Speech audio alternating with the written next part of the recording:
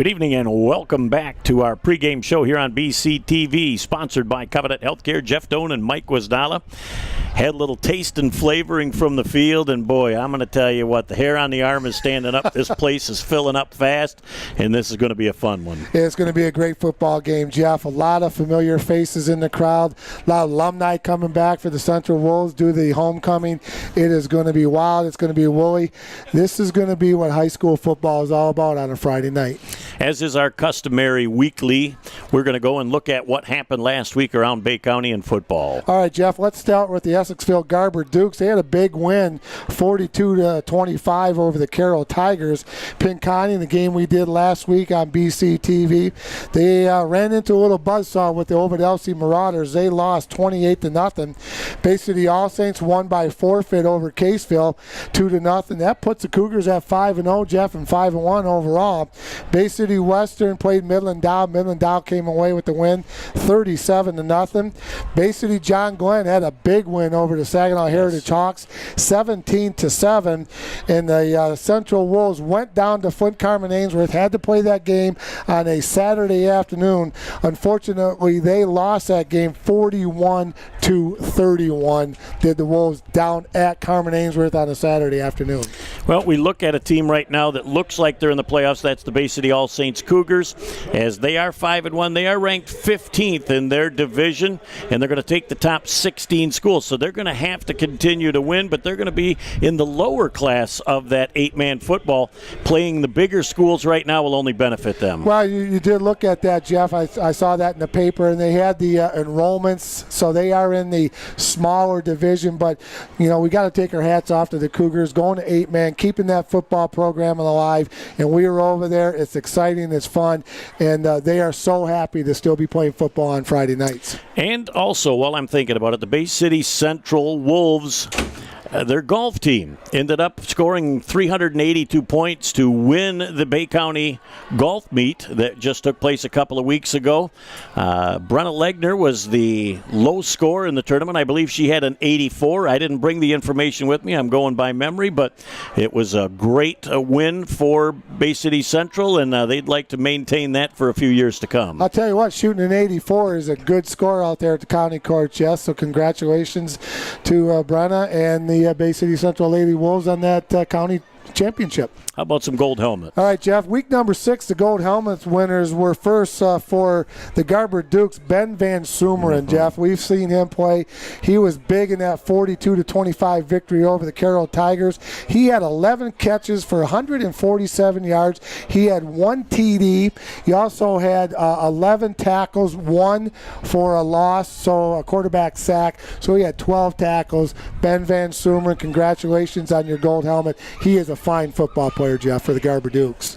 It's only going to get better from here. Sit back, relax, and enjoy week number 7's feature matchup, the Bay City Central Wolves and the John Glenn Bobcats, right here in a moment on BCTV. How's married life? Are you ready to have a baby? Baby, baby. How about that baby? Ooh. I'm not getting any younger. When you are ready, with the only neonatal intensive care unit in the Great Lakes Bay region, Covenant is the safest place for your delivery. Go to mycovenantbaby.com.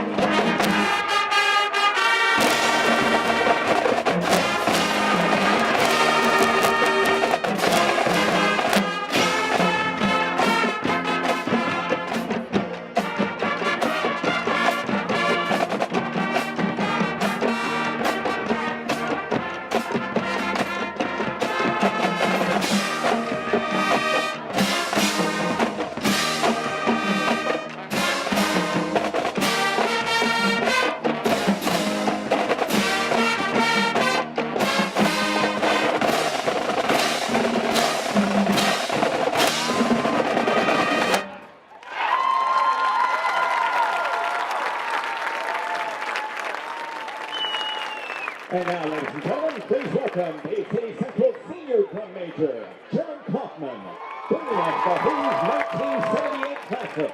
Who are you?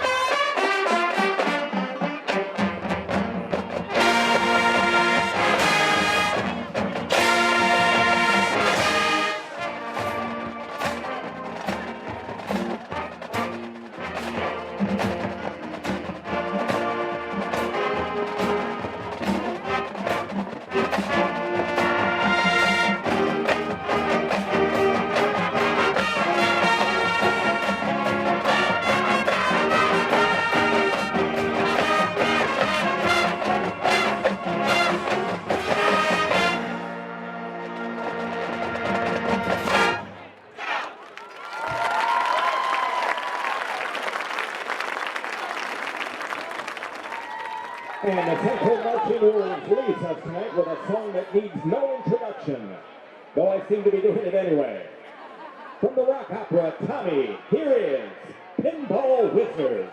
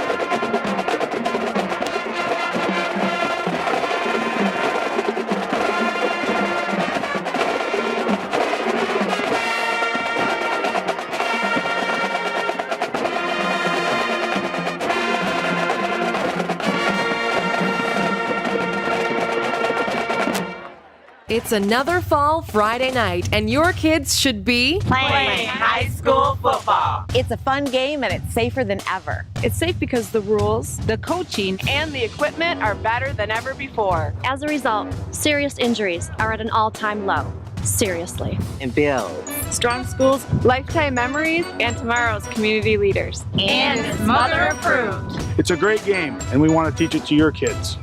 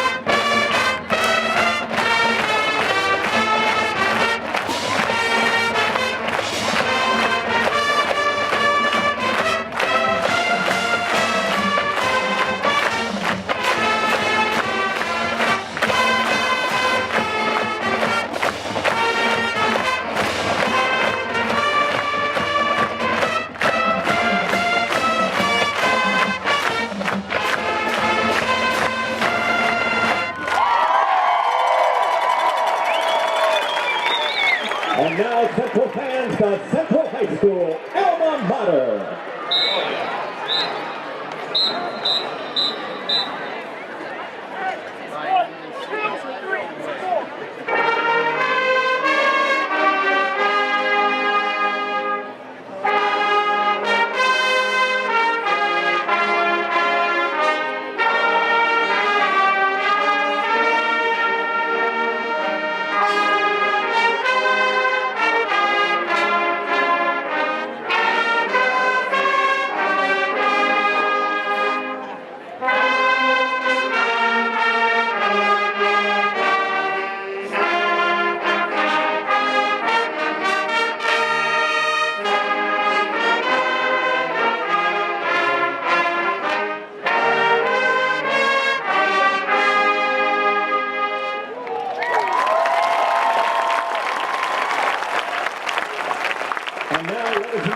We ask that you please remove your hats as we honor America with our national anthem.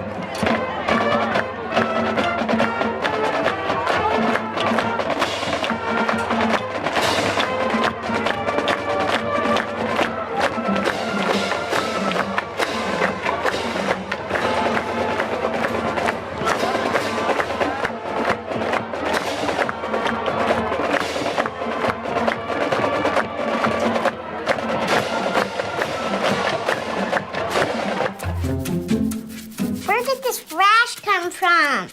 Hold on, let me see. Could be bed bugs. Oh. Mom, Grant says I have bed bugs. Let's see what the doctor says. Introducing Covenant Virtual Care. Real-time video doctor visits, e-prescriptions, and follow-up. Now extraordinary care comes to you. See, it's just poison ivy. Smart advanced. Learn more at covenantvirtualcare.com. Good evening and welcome back. Now the formalities are done. There's only one order of business left, Mike, and that's something we've been waiting for all year. Well, I'll tell you what, Jeff, can you feel the energy inside Ingalls Stadium? It is electric. It is exciting. It's got that playoff atmosphere that we talked about in the pregame. These are two old traditional foes going at each other for the first time in a long time. It is going to be a lot of fun. All right, we are ready to go. Bay City Central will receive the opening kickoff. William Odich will kick off for John Glenn. Deep to return for Bay City Central. He's only a sophomore, but DeVell Washington is somebody that you will be hearing a lot about tonight and in the near future. Yeah, looking forward to seeing him play tonight. Jeff heard a lot of talk about him during the week, and they were ready to play football. They're about ready to go. Here we go. Our referee says, let's get ready to rock. Here's a high, deep end-over-end kick. Going to be taken on the 10-yard line by Bay City Central. Trying to come upfield, trying to make a few people miss. A great open field tackle that time by the John Glenn Bobcats. And as the young man turns to the side, we'll get an opportunity to see. I believe that might have been number 6, Woolshide, with the tackle. And it'll be Bay City Central's ball, 1st and 10 from their own 24-yard line. We've got a sophomore quarterback, our junior quarterback, started as a sophomore for Bay City Central, Brian Elder, and he is really starting to masterfully put things together. Well, you look at him, Jeff, he's going about 6'6.5", so he's going to be able to see down the field over the linemen, so he's got a good field of vision for the Central Wolves. He'll start out of the shotgun. Looks like Bay City Central is going to start off with a pass. A nice little skinny post and a nice gain on the play out to the 39-yard line. A 15-yard gain. And completing on that pass is a Garrett Gliz, as he ends up with a huge catch. And Elder says, guess what? We don't have our star running back, so what are we going to start with? We're going to start by trying to loosen up those backers. Well, nice, easy pass, Jeff. Just sat right down there in the gap in the zone, and he threw it right there. Good first down for the Central Wolves on their very first play of the game. Elder out there directing traffic. They've got trips to that wide side. And that ball's batted down. Nice defensive play that time by the John Glenn Bobcats. That's their big man in the middle, number 73 with that big hat up in the air. That is Jonathan Hardy. And that's what they're going to have to do. If they can't get to the quarterback, they got to get those arms high. Yeah, the defensive linemen are taught, Jeff, if you can't get to the quarterback, get to your hands up, make them throw over you. Nice job by the Bobcats, 2nd down and 10 for the Wolves at their own 39-yard line. Well, it's very interesting to see Central starts things off as they want to loosen things up. Now they go into an offset I backfield formation. And there is the handoff. And that looks like it could be Unique Houston on that carry. I'll look to see if he got his first carry of the game. Yep. As we've got a player from Bay City Central that's got to come off for a play now with the hat coming off. And that looked like that could have been Golliner.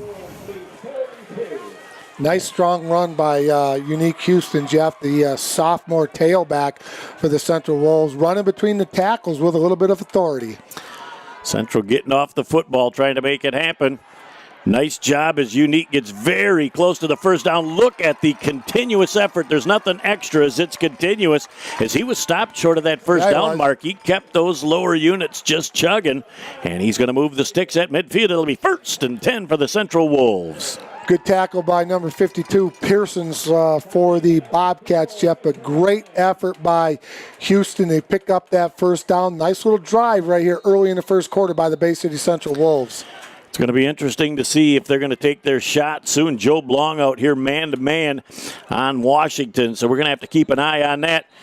And, there is a penalty flag down. It's offsides against John Glenn. I wondered how that play developed so quick because Unique was at the second level already, and it looked like he was going coast to coast. Well, the word on the street is if that young man gets past you, he's got a couple extra gears to take it to the house, Jeff. But again, offsides, 5 yards. 1st and 5 for the Bay City Central Wolves at the 45 of the Bobcats. Boy, you can't afford to be giving this Central offense an extra 5 yards. In anything. So 1st and 5, you know that playbook from page 1 to 98 is all wide open right here as B.J. Elder goes again under center. Offset eye once again. And Houston gets the ball, and he'll bang forward for a gain of about 2. I like what they do there. They show motion to this side, showing the jet sweep. They want to see how the defense reacts to it, sets something up for the future. You took the words right out of my mouth, Coach. Don't tell me I'm thinking like you are. That's pretty scary early. But you're right, setting it up for future plays. Coach Fraser gives the play to Elder. Nice job. And the tackle, number 59, Hunter Peterson for the Bobcats. 2nd down and 3 for the Wolves at the Bobcat 43. Bobcat defense stingy on the ground, trying to make things happen. Central realigns its formation. Unique Houston breaks another tackle as he bangs forward, and he's going to get down to about the 39-yard line before he's brought down. And he is going to have the 1st down, I believe, based on the spot. But you know what they're doing, Jeff? When he gets the rock, you got to put a lot of hats on him because he's a little wiry. He can escape. He's got good escapability. So you got to get him and tackle him and bring a lot of hats to the football. This is going to be a 1st down. No doubt about it. There is no question. Yep. I was going to say, don't bring the chains. We're going to know this is a 1st down from the angle that we've got. But it's very, very interesting. And, all this is being predicated on when they're going to go downfield for the strike to Washington. So it's nice as they run the short passes, they run the run plays, you get the safeties peeking into the backfield, and all of a sudden, whoop, right over the top they go. Well, it's just setting it up, Jeff. Good play calling so far by Coach Fraser and his offensive staff. And Golliner is the offset fullback for Bay City Central. Again, just out on the wing. Intended for number 1, DeVell Washington, and he cannot make the catch. Elder led him just a little too much to the outside. Yep, right idea, Jeff. Good route by Washington. A little down and out, about 7 and out. Just a little bit short on the pass. 2nd down and 10 for the Wolves. But you know what? That's okay. It's there. They'll keep that in the memory banks for one other time. Well, and they'll be looking at the up, out, and down at some point off of that, too. So it's always great to see as they've got things scripted out here for the first series of plays. Brian Elder again up under center. They're trying to get the thing to Houston on the outside. Houston does get to the corner, picks up the 1st down, and more as he tiptoes down the eastern sidelines. And he is down inside the 30-yard line to the 28-yard line. It'll move the sticks and be another 1st and 10 for the Bay City Central Wolves. Young man has great vision, Jeff. He took it inside, took it outside, and found another hole around the corner and got out of bounds for another big 1st down for Bay City Central. Just had that great look inside, just enough to freeze the defense, and then he does the look outside and really accelerated to the corner in a hurry. He gets around that corner. It is a whole different gear for that young man. Man coverage out here on the near side as they try to sneak the fullback up the middle, and good job by the John Glenn Bobcat defense to really sniff that play out as Golliner gets back to the line of scrimmage, maybe picked up a modest yard on the play. And on the tackle for the Bobcats is number 72, Elijah Dennis. No gain on the play, Jeff. 2nd down. Well, they're going to call it 9. 2nd down for the Wolves. 8:43 and counting to go here in a briskly played 1st quarter. Looked like Samuel Schneider got the first hand on him, too, to try and slow him down. But Bay City Central with 2nd down and 9. Looks like they're going to look at that Bobcat defense, and they're really packed in against the run. Are they going to audibilize to a pass play here? Nope, trying to get to the outside. Look at the legs strength of that sophomore, Unique Houston, as he just continues to motor forward. He gets down to the 32-yard line before finally being brought down by number 59, Hunter Peterson of the John Glenn Bobcats. So he picked up about 4 on the play, 3rd down and 5. Hunter's had a nice game, Jeff, so far for the Bobcats. DeShano also on the tackle for a little bit of help. 3rd down and a long 4 for the Wolves. And again, very nice running between the tackles for Unique Houston. Like the way that young man runs. Wide receivers split to both sides. Offset eye once again as they try and get things moving. And we are going to have just enough movement by the Bobcat defense. It looks like that 5-yard penalty is going to give them just about a foot short of the 1st down. Nice job coming out there, Jeff, with that staggered count right there, drawing the Bobcats offside. That's the 2nd time the Bobcats in this drive have been offsides. 10 free yards here early for the Wolves. Now, without having to take a measurement, do you know how they know that it's a 1st down? I'm going to find out. 5 yards in between, right at the midpoint of the chains, they put a ring of tape. Yep. And if the sticks are on the other side of it, then they don't need to measure. They'll say, you'll see that signal, 5 will get you 1. You say that to the referee, so if there's a penalty, Elder is going to throw this ball to the outside, overthrows the intended receiver on the play. And Elder with a little bit too much adrenaline on that pass. Well, Samuel Snyders was nipping at his heels right there, Jeff, for the Bobcats. Made him throw a little bit high. He really couldn't point because he had a little pressure down below his knees. And so that'll be 2nd down and 10. Stops the clock with 7:26 to go. No score here in the 1st quarter. Judson Morse was the intended receiver for Bay City Central. As Washington, DeVell comes to the near side. Judson Morse to the wide side. Houston is the back. As they pitch that to the outside, Houston loses his footing, but boy, talk about penetration defensively. Hotelling, number 13, gets into the backfield and blows that play up before it even gets formed. We saw Hotelling early in the year, Jeff. He had a very good football game against the Arthur Hill Lumberjacks. We loved watching him play. 3rd down and 13 for the Wolves from their Bobcat 20-yard line. So you got to get down to the 7 to get a 1st down. Well, I'm not going to try and outthink Coach, but I know what I would run here on 3rd down and 13 yards. I would say screen pass, but we'll see if they're going to do that as they've got twins to the wide side, and that's why we're up here. That's exactly right. Elder back to pass. He does have time to throw the football. They're throwing that ball deep into the corner, and Washington goes up. He's into the end zone. It's a Bay City Central Wolf touchdown. You want to talk about catching that ball at the highest point? The defender is in picture-perfect defensive position. The ball just gets thrown too high for him to get up. Well, Washington went up and got it, Jeff. What a great pass. What a great catch. We've saw many, many good football catches and touchdowns over in that corner of the end zone over the years here at Bay City Central. Boy, it brings back the Hayhurst to Archer days, back when they used to wing the football a lot. Maciejewski was another guy that could throw it. Fredericks to Coakley, we used to call that, remember the old Coakley corner down there many moons ago. It's a beautiful thing. Attempt for the extra point. Austin Welter. And we've got offsides on the defense. Now, does that change your plan going half the distance down to the 1.5-yard line? Do you run a play or do you still kick it? Well, looking down at Coach Frazier right now, he's declining the penalty, Jeff. They're going to kick the extra point. Offside call against John Glenn. Penalty is declined. He's got a lot of one on time down. Yeah, he's got that young man, Walters, has got a nice foot, Jeff. A lot of confidence in that young man.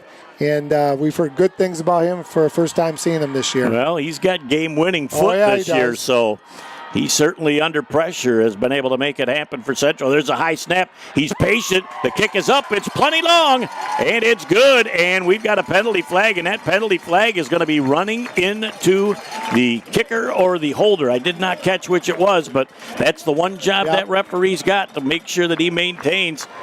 The extra point is up, and it is good. And then we are going to have a roughing the kicker penalty that will go against the John Glenn Bobcats, only the 5-yard variety of running into. We'll take a quick break and see the assessment of that penalty right after this on Bay County TV. In 1916, Warren Miller chose auto owner's insurance for his new car.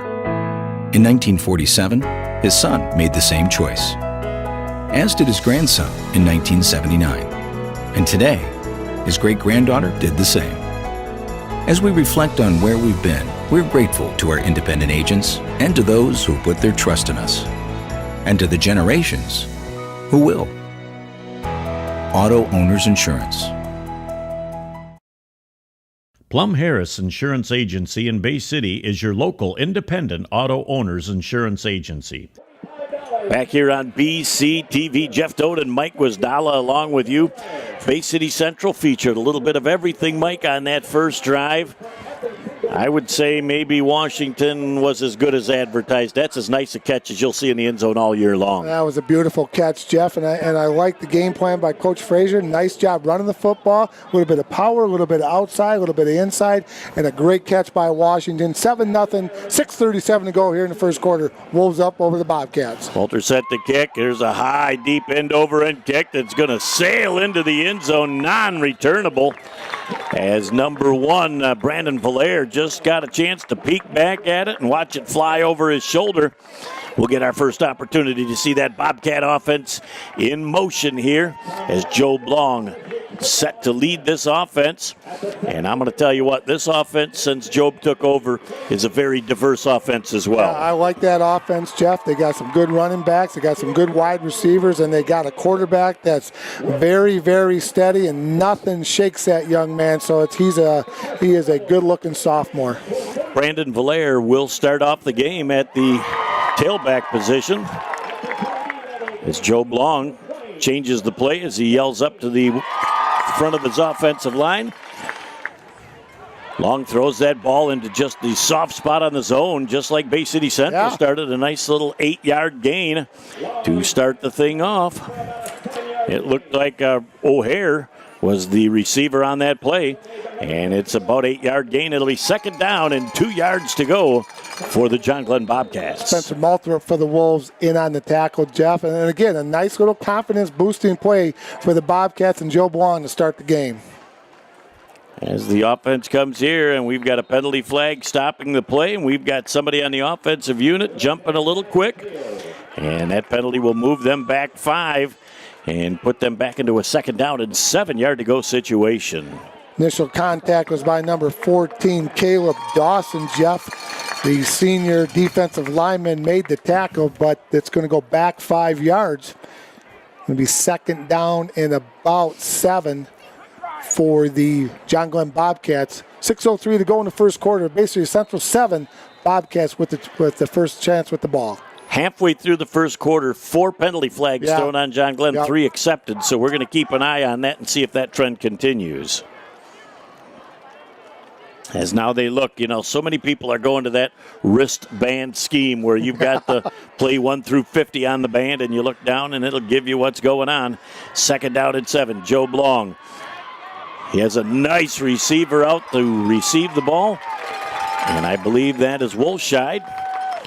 As Wolscheid does a nice job, he comes up near that first down marker, and he's going to be just a little bit short. It'll be third down and 1 yard to go as they're finding that little soft spot in the zone just outside the linebackers in front of the defensive backs. Malthrop did a nice job coming up from that defensive back position, Jeff, to make the tackle third and short. So you got to go right to the 30-yard line to get the first down. Joe Blong, very versatile, as he might have the opportunity to run or pass. As he takes his time, he's going to try and run that ball off of the left side. Looks like he's got the first down and more as he'll be out to about the 33-yard line. Tackled by a bunch of Central Wolves, but Joe Blong, very patient, looked for his spot, found a little seam, and is able to move the sticks. It'll be first and 10 for the John Glenn Bobcats, 7-0 Central, with 5:16 left in our first quarter of play. Quinn Wilson in on the tackle for the Bay City Central Wolves, Jeff, but not before Joe Blong on the quarterback keeper picked up the very first down for the John Glenn Bobcats. Valaire, the single back, off to his right side, trips here to the near side of the field. So the Bobcats are trying to spread things out. See if they can come up with a play. Long coming to the near side of the field with plenty of time. Look at the timing on that pass. It was complete to number 10 with great concentration leveling. with a nice grab. Central might have got away with a little bit late on the hit. Leveling had a nice game last week, Jeff. He was Gold Helmet Player of the Week last week in Week 6. He had 3 catches for 54 yards. Defensively, 3 interceptions in that big win over Saginaw Heritage. The trifecta, so Leveling was making it happen. He had wild threes on both sides of the football last week. That was a great pass. Put it to the outside. Good hands by Leveling. 1st and 10 for the Bobcats. Absolutely perfect timed play. And Leveling was able to get his foot down in bounds and make that grab. As now they come to the single wing. Long on the outside's coming up the middle, and he is stuffed short of the line of scrimmage. Quinn Wilson stepped up on that play and shut it down in a hurry. He had a little help on the play from amongst others, Eric Lehman. Eric Lehman did a nice job. Penetration right there, Jeff. Broke that play right down at the point of attack. Loss of 1 on the play. 2nd down and 11 for the Bobcats. Good job by the defensive line of the Bay City Central Wolves. Boy, that play, it looked like Central had that play read. Whether they pitched it or not, they had everything covered very well on that particular play. Yep, good penetration at the point of attack. When you penetrate like that, that'll break down every offensive play. Boy, Central with the 4-man front, but boy, they run a lot of looks off to the side. Very nice catch that time by Hotelling as he picks up some yardage out to about the 48.5-yard line. So it will bring up a 3rd down now and a 5.5-yard to go situation as Joe Long looks very comfortable early on in this game. You'll notice also 7 officials here in the Saginaw Valley. They've got side judges deep on both sides to complement the back judge. That deep third coverage is so well taken care of now. It's just a great luxury to have here in the Saginaw Valley League. Central looks like they're getting ready to come with pressure. Joe Blanc says, well, we're going to have an alternate play ready in case they come with the activity here. As Bay City Central is showing blitz, will they come with it or not? Looks like they're still coming.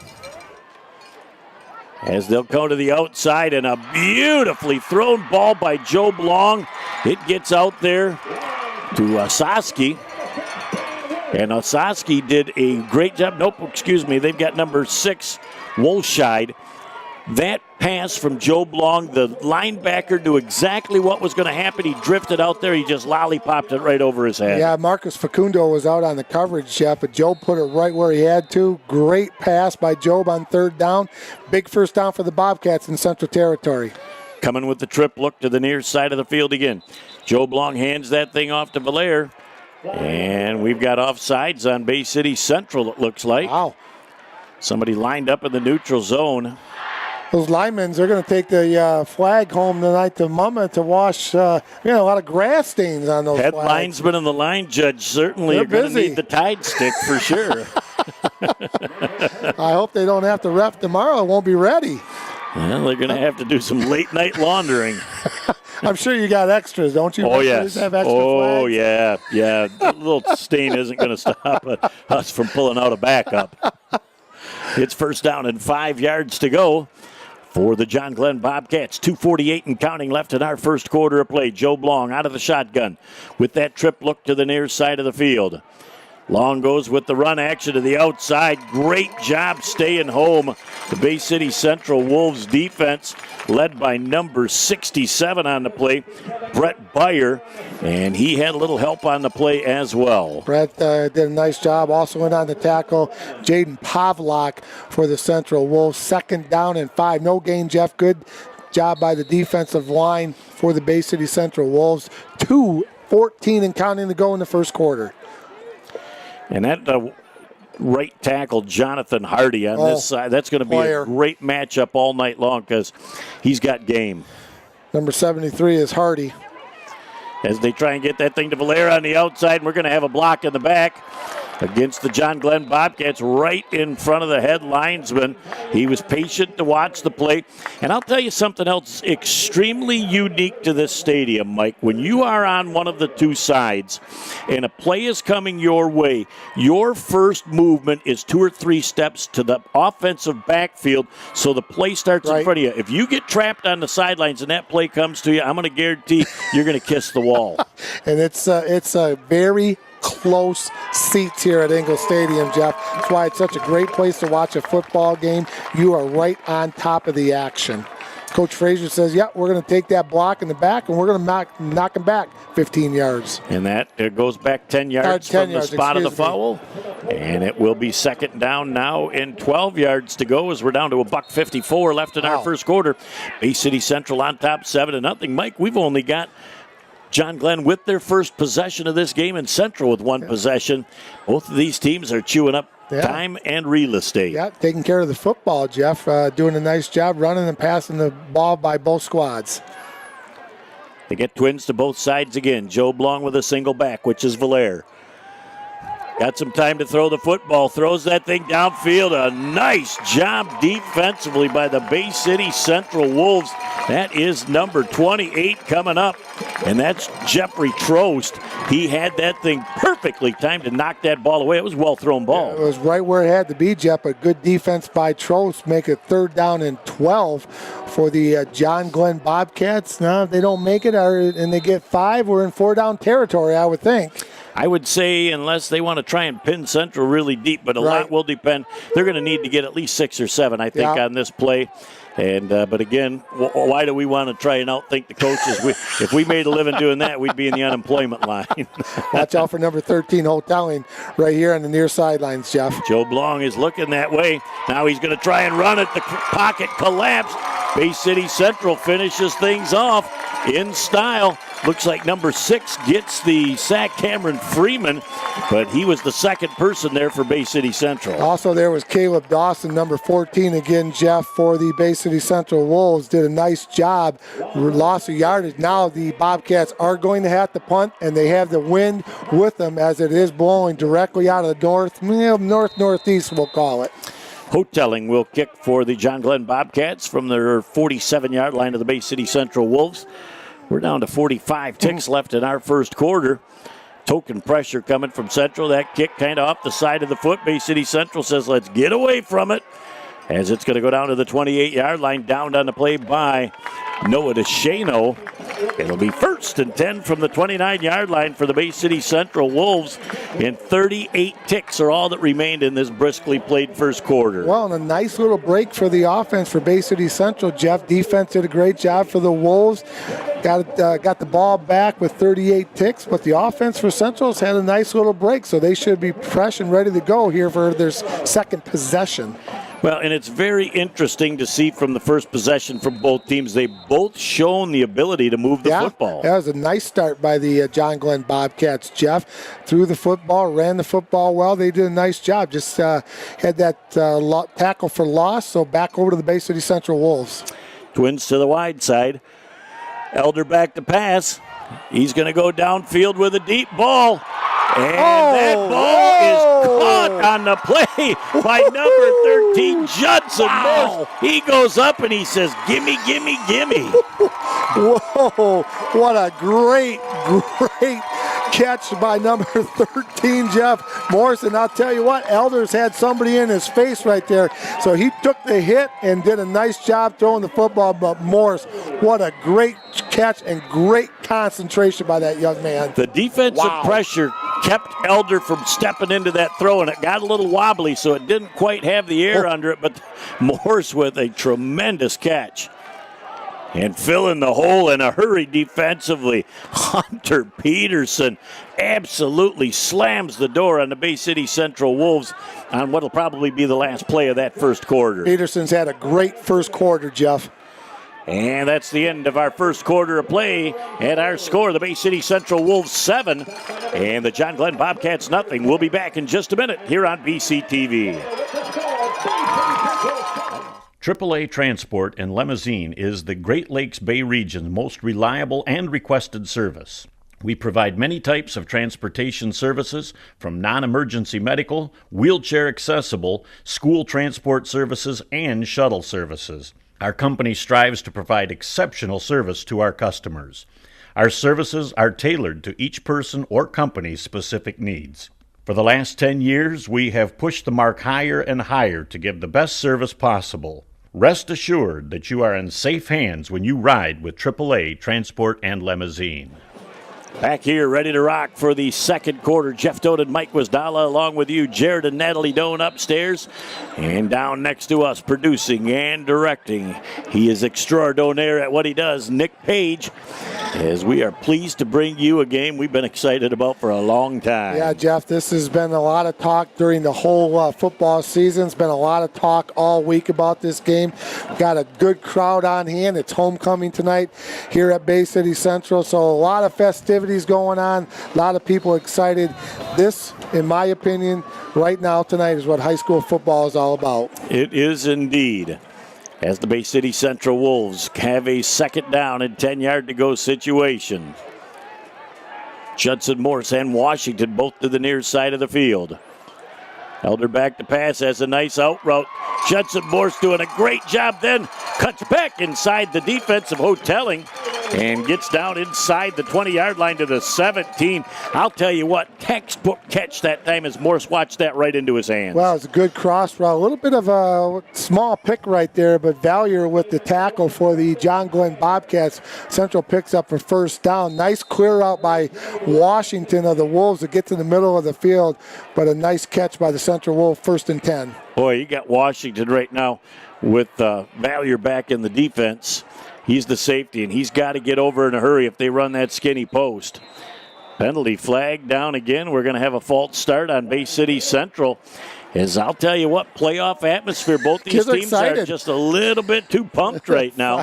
We've seen about 7 or 8 hankies fly here early in this football game. Yeah, they're fired up, Jeff. You know, these kids have been waiting for this all year, too. And they fired up all week and good practices all week. So, you know what? They're ready to rock. So they get a little excited sometimes. Well, and when you look back at that free safety for John Glenn, Valier is as good as they come in this area. Very, very talented, very quick to the ball and the ability to finish. Well, and Valier's a senior, Jeff, so he's got that leadership out there at that free safety position. As they come with Washington against the grain out in space. Look at the move. He's down to the 10. 5, 4, 3, 2, 1. He's into the end zone. It's a Bay City Central. Whoa! Touchdown! Oh, my, oh, my. That was a great call by Coach Frazier, Jeff. He was been setting that up. He just had the right time, and it was right there. And with Washington's speed, and he just took it into the end zone from 15 yards. Going to make it with 11-10 to go in the first half. 13-10, Bay City Central up. I was just talking to somebody the other day that says he is one of the top 5 sophomores in the state of Michigan. And I said, you know what? I'm going to not have any judgment until I see him. I know why they're talking about him like that. He is a fantastic Walter with the player. extra point. It's up and it's plenty good. Time out on the field with 11 and 10 left in our first half of play. Bay City Central 14. John Glenn nothing. Hold that thought, Coach. We'll be back in a minute here on BCTV. You're up. There's an old saying, you can never have too many officials. The age of the average official is 52 and getting older all the time. We're constantly recruiting new people, younger people to join us. After you register with the MHSAA, look on the website to find an officials association near you. They'll put you in a position to succeed as an official. We all learned a lot from high school sports, and officiating is a great way to give back to the game. There's help wanted, just whistle. Touchdown, Falcons. Back here on BCTV, this crowd is still a buzz, Mike, after what we just saw. Well, there's some of the crowd, Jeff, down at the north end zone. Great crowd on hand. We're ready to play 14-0. Bay City Central over the John Glenn Bobcats, 11-10 to go here in the first half. Walter with another high, deep kick. This one looks like it has a chance to be returned. Trying to come right up the middle and find a seam up over the 25 to about the 28-yard line. And I'm looking to Trace see. Box. Okay, it's Box. Yep. I was trying to find out exactly who was coming up out of the bottom of that stack. Trace did a nice job. Good field position for the Bobcats, Jeff, on their second possession of the game. And again, you know, good time off the clock and there at the last touchdown for the Bay City Central Wolves. John Glenn had a nice drive the first time they had a football also. Boy, I'll tell you what, the John Glenn Bobcats have gotten 2 looks at the Central offense and 2 touchdowns. Yeah. So defensively, they have got their work cut out the rest of the game. Bay City Central's offense is really making it happen. Joe Blanc says, I will have a few things to say before this is all done. Mallier with the handoff, and he loses his footing, picked up about a yard. Could have been stopped 2 or 3 yards short of that line of scrimmage, so he actually did a great job of picking up a positive yard on the play. Yeah, Brandon's a good-looking running back, Jeff. I don't think, if I remember correctly, he didn't play in the game against... he was hurt. He was hurt against Arthur Hill, so this is our first look at him, but we've heard good things about him, and we know that he's a good football player. Well, John Glenn went to that 2-headed monster of Christie and DeShano while he was out. And Joe Blanc, not much time to throw. He's trying to get to the outside. Now he's going to throw to a wide-open receiver. Just overthrows number 6, Woolshide, as Joe Blanc ran to daylight, got away from a couple of defenders and tried to float one out, but he put it over the outside shoulder of Woolshide. On the inside, he might have had a chance. Yeah, good escapability by Joe Blanc, Jeff. And keeping his eyes up and looking down the field is the key when you try to run around back there, get away from the pressure. Nice job by Joe. Well, the defense from Central, the defensive backs were starting to come up because they were going to attack Joe Blanc, and one of the defensive backs lost that responsibility to Woolside. Bay City Central very fortunate that didn't go for 6. Yep, good job by Joe keeping that play alive. 3rd down and 9 for the Bobcats. As they come up now with 10 and 18 left in the first half. He's got time in the pocket. He's going to throw that ball out, and the ball is picked off by Bay City Central. It looks like Judson Morse as he cuts back, and he will be taken down at the 30-yard line. Mike, he sat back at the safety position on that route, read the quarterback's eyes, and he made a phenomenal break on that ball. Man, I'll tell you what, he jumped that extremely well, Jeff. Good job by Morris to come up and pick that one off, giving the Bay City Central Wolves outstanding field position right at the Bobcats 30-yard line. But you could just see he was reading that the whole time, and he jumped it. He was looking right at the quarterback. Nice job by Morse. I think Joe Blanc says, man, I got an open receiver. I threw a pretty ball right where he had to throw it. I just say a great athletic play by Morse. I agree. That was a good interception. 1st and 10 for the Bay City Central Wolves, just shy of the 30-yard line. Elder again up under center with an offset eye. Handoff just goes off right tackle, banging forward for about 4 yards. That's number 30, Jeff, for the Central Wolves running the football. That's Colin Van Dorn, the senior. Getting a little different look with Colin in there, Jeff. So they're kind of spreading the wealth around a little bit tonight at that running back position. Well, and that is the son of Bay City Handies, Van Dorns, that were both tremendous athletes and running backs back in the day. So he comes from good bloodlines. I remember that name. It's a gain of about 4 on the play. 2nd down and 6 yards to go. Elder again up under center. Play fake, and now they're going to throw the ball downfield just over the head of Judson. Very, very well defended that time by number 13, Robert Hotelling. I really think Elder threw that ball away because it was so well defended. Yeah, Hotelling was right there, Jeff, and I agree with you. I think Elder saw that good coverage. He said, you know what, live for another day. Discretion's the better part of valor. I'm going to throw it away and stop the clock and live for 3rd down. And they're in 4-down territory right now, but they're actually in field goal range already as well with Walter. Walters, he's got the win with him, Jeff. You know he's got the foot to get it there. Central's going to take a timeout, and they're going to talk things over. We'll take a break and be back right after this on BCTV. Oh, hey, you got one of those insurance apps too? You know how this thing works? No, sorry. Ben, please. Wow, you can talk to your app? That's pretty cool. Not an app, it's my agent. In this moment, no, I'm fine, thanks. It's good to know you have a trusted, independent auto owner's insurance agent who's there when you need them. Great. Man, I gotta get one of those. Auto Owners Insurance. Plum Harris Insurance Agency in Bay City is your local independent auto owners insurance agency. Back here on Bay County TV, Jeff Toad and Mike Wisdala along with you. Bay City Central up 14-0 with 9:19 left in the first half. And the Judson Morse interception have got Central now 3rd down and 6. As they've got Houston coming to the near side of the field. He breaks the tackle, and he is down inside the 20. They're going to move the sticks. It'll be 1st and 10 for the Bay City Central Wolves. As Houston, for a sophomore, boy, downhill running. Yeah, downhill running, falling forward, Jeff, to get the first down. McLean in on the tackle for the Bobcats. But you know what? He can run in between the tackle. He has that power and authority to be able to do that, Jeff. And that was outside, but he can run in between the tackles also. Well, he's going to be fun to watch for the next 2 years at Bay City Central. He gets the ball to, look at the quick feet, Mike. That ball went over right tackle, nothing there. Come back into the guard, nothing there. Comes back. Oh, there's a little hole from Lehman at center. I'm going to be able to slide that through forward, but great balance and great quick feet gets him to the open hole. And he's got good eyes too, Jeff. He can see, he's got good vision, and he cuts where the hole was. You know, it was all going to the right, and he cut back against the grain. Nice job.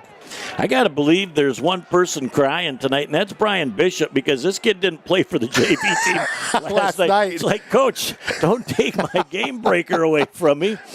As Houston cuts to the outside. Oh, down to the 5-yard line. And he had Valaire coming up and doing a great job of making a touchdown-saving tackle. Yeah, Valier did a nice job coming up, Jeff, for the Bobcats. But, you know, you got him around the ankles and tripped him up. It's going to be 1st and goal to go for the Bay City Central Wolves at the Bobcats 6-yard line.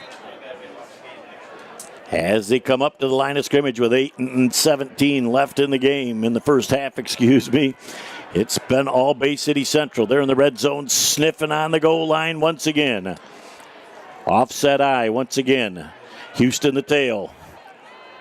And they had motion to the near side of the field. That was not illegal motion because he came up out of his stance and he just went in motion. So it looked funny, but it was not illegal. Well, nice job by number 53, Jeff, Cody Higgins, to slow down the running back. And then a bunch of the white jerseys came to help. But again, no loss of 2 on the play, Jeff. They're going to take it all the way back to the 7-yard line. That was a great penetration that time as the defense was selling out on the run, and they guessed right defensively. Wide receivers split to both sides of the field. Again with the offset eye. And another hanky, and we're going to have a false start from Bay City Central. And I think they're going to point to Judson Morse that may have been a little itchy to get down into the corner. Boy, lots of motion penalties tonight, Jeff, for both teams. Very uncharacteristic of a Coach Frazier team, Coach Miller team. Boy, and I'm going to tell you what, Coach Warner and Coach Frazier are both going, wow. You know, I would say all but a couple of penalties have all come from the line judge side of the field here. So he's hawking things out. Look who's right there. I apologize to Coach Warner. I was mistaken. Well, you know, one mistake in 20 years is pretty good, I think. 2nd down and goal from about the 12. Back to pass and a nice catch. Judson Moore sniffing the goal line. He's into the end zone. It's a Bay City Central Wolf touchdown. Absolutely, defense froze. Morse caught that ball. He wiggled to the inside, slowed down the defender just long enough to square his shoulders up and get to the pylon and get into the end zone. That young man's got a nice arm, Jeff. Elder threw that. It was a rope. He put it right where he had to. And let the wide receiver from that point on, he's close to the end zone. He does what he has to do to get it for the touchdown. As Walter will attempt the extra point. Judson Morse will hold.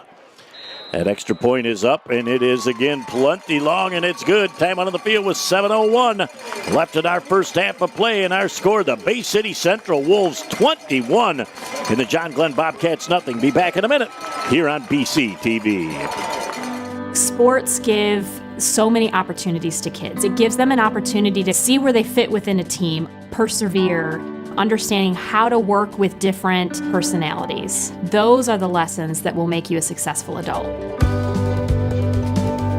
As a mom, you have to have an understanding of what concussions are. Concussions are things that are treatable.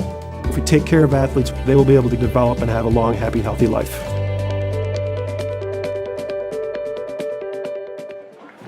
Back here on Bay County TV, some of the student section in the band, and they are having themselves a pretty good time in the first half. The oldest continuous band in the marching band in the state of Michigan, the Bay City Central Marching Wolves, Jeff.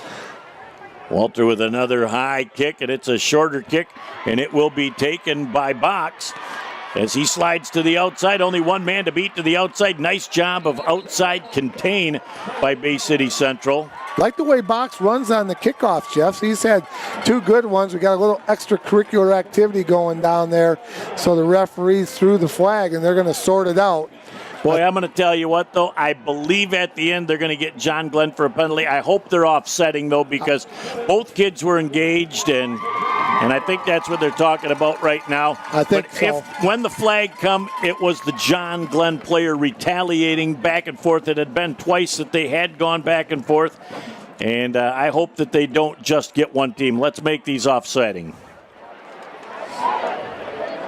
After the play, personal foul. John Glenn.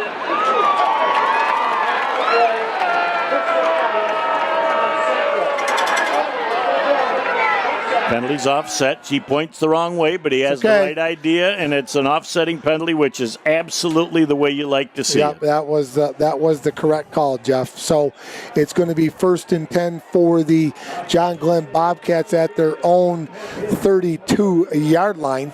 6:54 to go here in the first half. Bay City Central 21 and the Bay City John Glenn Bobcats 0. Boy, this is an important possession for the Bobcats. Yep, I would agree with you. They need to put something on the scoreboard, Jeff, whether it's 7, 6, or 3.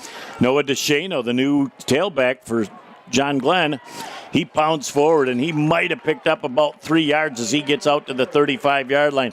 Whole lot of Central defenders there coming up out of the bottom of the stack is Quinn Wilson, number 70, has a modest gain of a couple of yards on the play. They only give him out to the 34, 2nd down and 8 for John Glenn. Quinn Wilson, 5'10", 222-pound defensive lineman, senior, Jeff. Very quick off the ball, gets great penetration. He's had a nice game so far tonight. It's Joe Blong, the sophomore sensation at quarterback, trying to weave some magic now as they give that ball off. And it did not look like DeShano was that running back. They switched up. And who was the running back? Was it DeShano that got the run again? That was DeShano. So now it'll be 3rd down and 4 yards to go as the Central linebackers flowed to the football and made the tackle. Caleb Dawson in on the tackle, Jeff, for the Bay City Central Wolves. 3rd down and 4 for the Bobcats. And that young man for the Wolves, Dawson, has had a very active first half. Coming up on 5.5 minutes left in our first half, 21-0. Bay City Central over the John Glenn Bobcats. Here from Elmer Ingle Stadium. Joe Blong back. He's got time to throw the football. They throw a little screen out, and it's coming back across the way. Look at the speed defensively for Central. But whoa, does DeShano make a move at the end and make a couple of Central defenders miss. And he got that all on his own, Mike, to pick up the first down. The Wolves read it very well, Jeff, but DeShano did a nice job cutting back against the grain, had a nose for that first down, and that was a huge pickup for the John Glenn Bobcats. 1st and 10 for the Bobcats at about the 44-yard line. Boy, they have got to find a way to get into the end zone to keep this game close. Joe Blong has got twins to the near side and twins to the far side. He rolls the pocket with some time to throw the ball, and a great timing route once again to number 10, Leveling. And another great timing play. Leveling is exactly aware of where that sideline is, tiptoes on the sideline, gets the feet down, and makes the catch. You know, Morse did a nice job on the coverage, knocking Leveling out of bounds, Jeff, but I like it when Joe rolls out to that strong side when he's right-handed and gets that pass. He's very comfortable throwing that little bit of a sprint pass for the Bobcats. He takes time to read the defense out there, too. With that run-pass option, he's been making great decisions. Yep, I like that. That's a great point. Again, looks like DeShano is the single back. He goes right up the middle, and he runs into his own offensive lineman who was trying to drive one of the Central defenders down the line of scrimmage. And DeShano could not. He saw the hole. It's just it closed as soon as he got there with his own offensive lineman trying to push one of the defenders from Central out of the way. Yeah, Wilson again there plugging that hole for the Bay City Central Wolves. Jeff, call it 2 yards on the gain. 2nd and 8 for the Bobcats at the Wolf 43-yard line. As they look to the sideline, 2nd down and 8. As Joe Blong looks at twin receivers to the near side and twins to the short side. Back to pass again. Here comes some pressure from Central. Long downfield, makes no mistake about this one. A wide open receiver down the field. And that is number 13 on the catch, and that is Hotelling. And again, to the wide side of the field, surveys the field, has the run pass option, finds the open receiver, and doesn't make a mistake. Well, and he knows right where the line of scrimmage is, Jeff, so he can sense that. He doesn't go over it, brings up the defensive backs as they think he's going to run, and he just flips it out there to Hotelling. That's the 2nd time they've done that. That is a huge, huge first down for the Bobcats. They are down in the red zone. Back of the ball touching the 15-yard line. 1st and 10 for the John Glenn Bobcats. Nice drive. See what they can do about finishing this one and hitting pay dirt. Joe Blong surveys the defense, calls out the audible. Now he's coming to the near side of the field, throws that ball out, and a great scoop catch in the end zone. It's a John Glenn Bobcat touchdown. That is number 89, Rory O'Hare, with that catch. And O'Hare did a tremendous job, Mike, of getting his hands under the ball, cradled it into his body, and that side judge was on top of it and confirmed a great catch. Yeah, he was right there, Jeff, and he got his hands underneath the football. Joe put it right where he had. Big touchdown right there for the Bobcats. That was a really big one indeed. Attempt for the extra point is up. It is plenty long, and it is good. Timeout on the field now with 3:17 left in the first half. Central 21, and the Bobcats from John Glenn 7. Back in a moment here on BCTV. Ow, ow, ouch!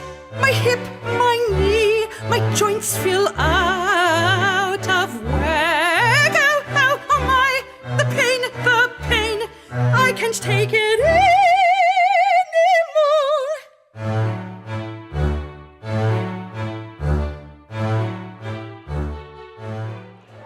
Back here on BCTV, Jeff Doden, Mike Guazdala along with you. Just over 3 minutes left in the first half. Huge touchdown for John Glenn. Absolutely, Jeff. They needed that touchdown here with 3:17 to go in the first half. They've done some nice things. They finally finished it and put it in the end zone. Nice job. They've moved the ball well tonight. Finally getting points out of a drive is huge for their confidence going forth in this game. Absolutely. Nice job by Long, putting it where he had to, and O'Hare getting down, getting low, getting his hands underneath the football for the touchdown.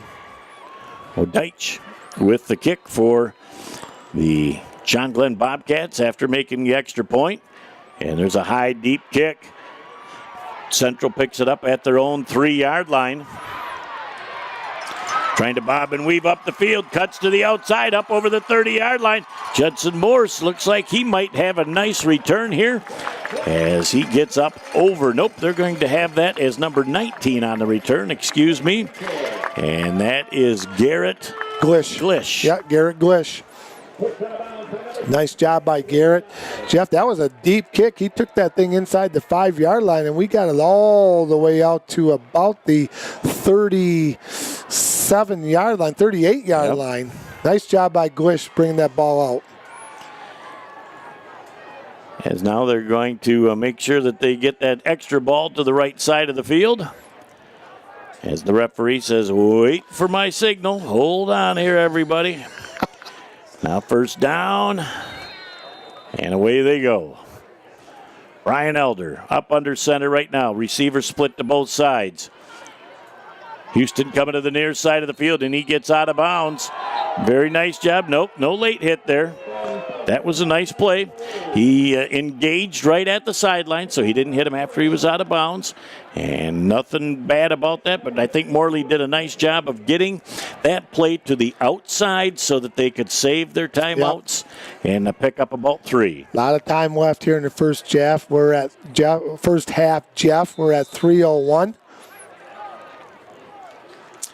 I believe they've got the wrong ball. I think they do. Bay City Central's ball boy has gone over there a couple of times going, all right, where's my ball? Those things are expensive. And now they got it right. They want to make sure that they've got the right ball, and maybe that's why Houston only picked up 3 on that play. He goes, Coach, something just didn't feel right that here. Ain't the right ball I've been used to carrying. It's an out-of-bounds play, so Bay City Central will not have the clock start until the snap of the ball. 2nd down and 7 yards to go. 3:01 left in our first half of play.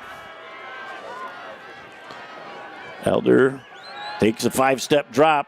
He's throwing that ball out, just overthrows Judson Morse. And look who's flying downtown away from the defense. Although, if you follow the eyes, the defense flowed to the eyeballs. If he even glances to the left and comes back to this side of the field to Washington, that kid is just something special. I'll tell you, I was excited to see him play tonight, Mike, and he is not disappointed. Well, Cody Higgins for the Bobcats, Jeff. Good pressure on Elder, and I think he made him get rid of it just a touch quicker than he really wanted to. 3rd down now and about 8 yards to go. Elder back to pass. He steps into this throw, and there is a beautiful catch by Bay City Central. And that ball will be down. It's fumbled at the 48-yard line, fighting for extra yards. Might have been Judson Morse. And they're trying to say that he was down and his forward progress was stopped. I believe this is John Glenn football. Referee says that is John Glenn football. Big turnover by Bay City Central, Jeff, with 2:45 to go here in the first half. Boy, I'm going to tell you what, that is the change in momentum. And Morse had the first down. He was down to about the 45-yard line. He tried to spin away from a couple of people.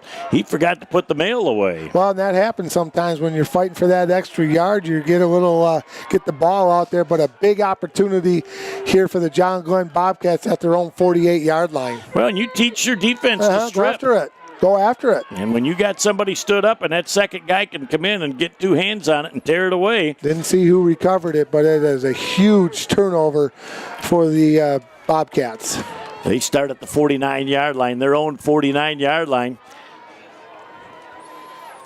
As back to pass is Joe Long. He gets flushed out of the pocket, and he's going to just throw this ball away to the sideline, and it is out of bounds, incomplete. As didn't see a signal real quickly come on that, but Joe Blong actually looked like he was going to throw it away and had a receiver down there and just missed getting him in bounds. Well, you know what? He put it right where you wanted to, Jeff. Outside, out of bounds, and make your receiver come back. Your quarterback's in trouble, little pressure, you always come back to the football. 2nd down and 10.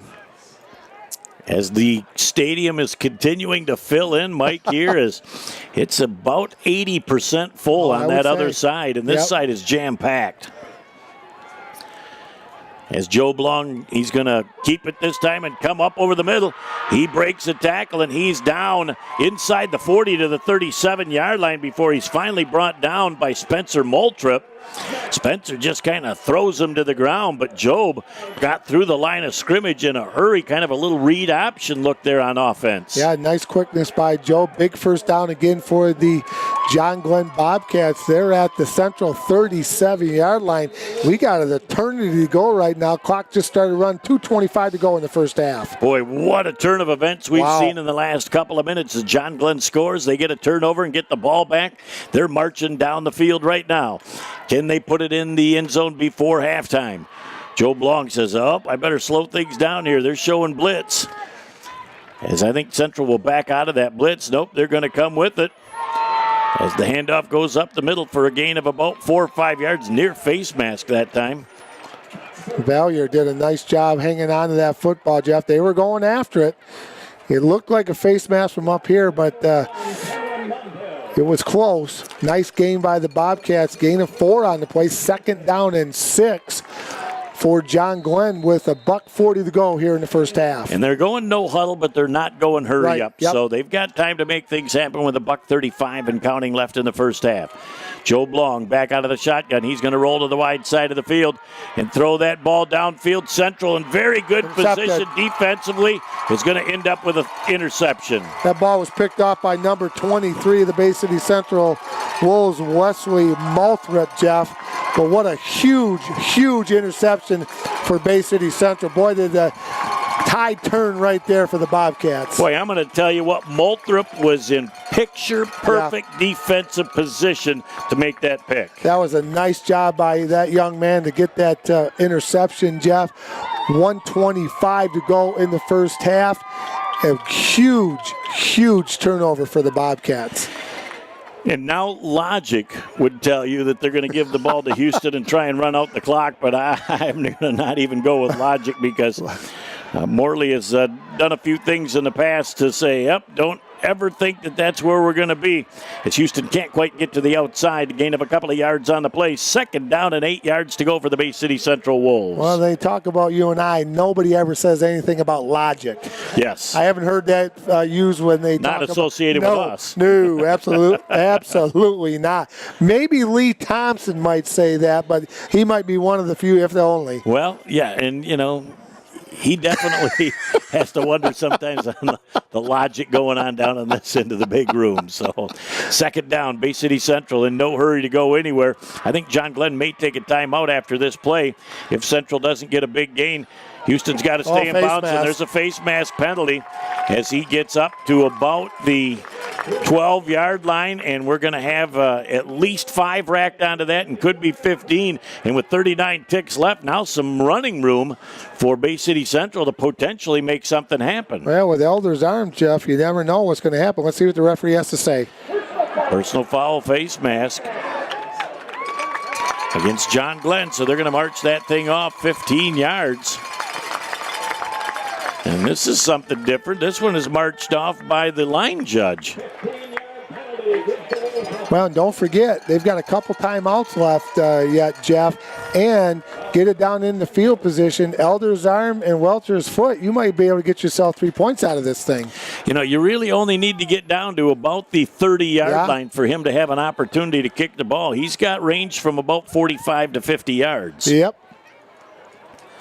We'll see now at the 27-yard line. 1st and 10 for the Bay City Central Wolves. Offset eye with receivers to both sides of the field. As they're going to give that ball to Houston, and the defense absolutely slams it. DeShano coming from the backside, making it happen. And you're going to get a 15-yard penalty on John Glenn Bobcats. Very unnecessary right now with 30 ticks left.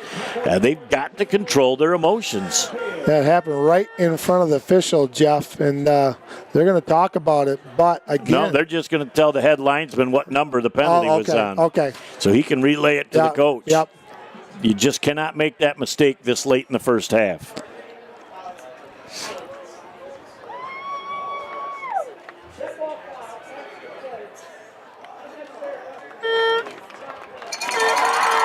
Yep, they'll look back at the film session on this and say, I understand what happened and I understand that you were retaliating, but you got caught retaliating and it cost 15 yards of real estate. Well, remember, you get a first down in high school, Jeff, that stops the clock, so it gives you a little bit of extra time to set up. Coach Fraser, you know, he's looking at this with 30 seconds and a couple timeouts left. He's got plenty of time to at least get a field goal out of this situation. He is going to bring the offense up to the line of scrimmage. As the clock is now down to 22 seconds left. Yep, after the penalty, as they've got twins to the wide side of the field. And we'll see what Bay City Central opts to run. They are going to throw that ball downfield, and a nice job that time as the wide receiver for the Bay City Central Wolves, Glish, gets out of bounds. And everybody was looking at DeVell Washington. The whole defense flowed to that part. And now I'm going to tell you what, with 9 ticks left, all they need is about 5 more yards. Ball down the sidelines. Glish did a great job catching the ball first, then getting out of bounds to stop the clock. He knew he wasn't going to get any extra yards. Yep. He bobbled it for a split second, but got possession just in time to get out of bounds and stop the clock. Central has an opportunity to run one play, and Morley says, wait, we're going to run one play, and we'll still have a timeout left. So they'll take a timeout, and we'll be back right after this on BCTV. All right, this is Adam. Take 2. Mark? I guess. I go like this. The best part about playing football in Texas has to be the reaction from the community. I want to encourage others to play volleyball or choir because you get to experience new things and do stuff that you've never done before. My reason why is passion. My reason why is pride.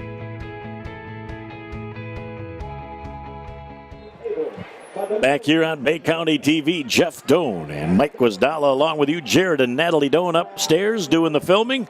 And we have got Nick Page producing and directing our show. And boy, we have seen a little bit of everything in the first half, Mike. Been a very good first half, Jeff, and you're right. We've seen a lot of good stuff going on by both these two quality football teams.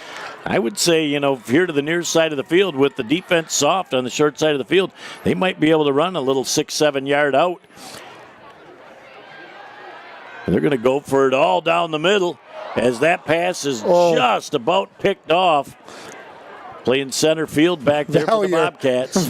Valier was right there, Jeff, and he was ready for it. We got 3 ticks to go. See what Coach Frazier has up his sleeve.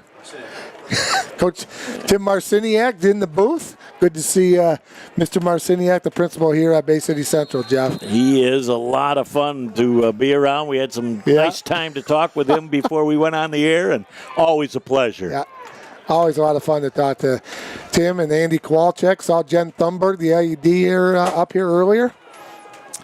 As they go now for the last play of the first half, barring a penalty. With time to throw the football, they throw that ball downfield, and that ball is picked off. As it looks like, I'm trying to see who that is. That could be number 13 on the interception, Hotelling. And he gets back to the 47-yard line. Really nothing hurt by throwing that ball down. Central reacts in enough time to shut it down, but Hotelling getting the John Glenn Bobcat crowd just a little bit revved up. That's the end of our first half of play with our score. The Bay City Central Wolves 21 and the visiting John Glenn Bobcats 7. It's homecoming here at Bay City Central, so we're going to be able to stay right here and show you some of the halftime festivities. We'll be back with the Plum Harris Insurance halftime show right after the ceremonies here on BCTV. You don't think it'll happen to you, and you surely don't think it'll happen twice. I've lost 2 homes in my lifetime. First, it was a fire. My agent was right there and helped me rebuild. Then the tornado hit and destroyed everything again. Both times, my independent agent and auto owners took care of me like someone takes care of family. For whatever lies ahead, we're always there. Auto Owners Insurance. Plum Harris Insurance Agency in Bay City is your local independent auto owners insurance agency. Stop by our office at 706 South Euclid or give us a call to see how we can help with your home, life, auto, and business insurance needs. And now, ladies and gentlemen, Bay City Central High School proudly presents the 2017 Homecoming Court. And first off tonight, introducing from the class of 2021, please welcome Ms. Caitlin Birdsall. Escorted tonight by Father Stephen Birdsall. Caitlin says she loves being a student here at Bay City Central and is looking forward to the next 4 years as a Wolf. Mr. Nicholas Jerome. Escorted tonight by Mother Kim Jerome and grandmother Janet Kroon. And they are representing Father Jeff Kroon, who is serving our country overseas tonight. Nicholas is involved in JV boys soccer, bowling, and the marching band at Central High School. Ms. Olivia Todd. Escorted tonight by parent Jody Todd. Olivia loves playing volleyball for Bay City Central's junior varsity volleyball team. Mr. Chris Escorted tonight by parents Chris McCleary and Tammy McCleary. Chris plays football for the freshman team this year and plans on joining the swim team and lacrosse team. Ms. Victoria Todd. Escorted tonight by Brian Todd. Victoria plays JV volleyball for Central High School and also looks forward to the next 4 years.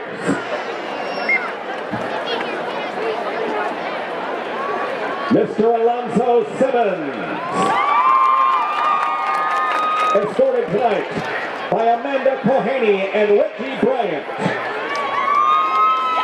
Alonzo is involved with the football team this year and looks forward to basketball season. Ms. Kristen Wilson. Escorted by parents Aaron and Amanda Wilson. Kristen is on the varsity dance team, cross-country team, and the freshman student council. Mr. Ezekiel Stevens. Escorted by mother Etasha Stevens. Ezekiel is on the freshman football team and plans to participate in track and basketball. Ladies and gentlemen, the class of 2021. Next up from the class of 2020, this year's sophomores, please welcome Ms. Lauren Herrick. Escorted tonight by Pam Herrick and Kevin Collier.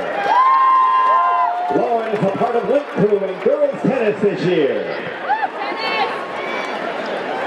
Mr. Harry Channock.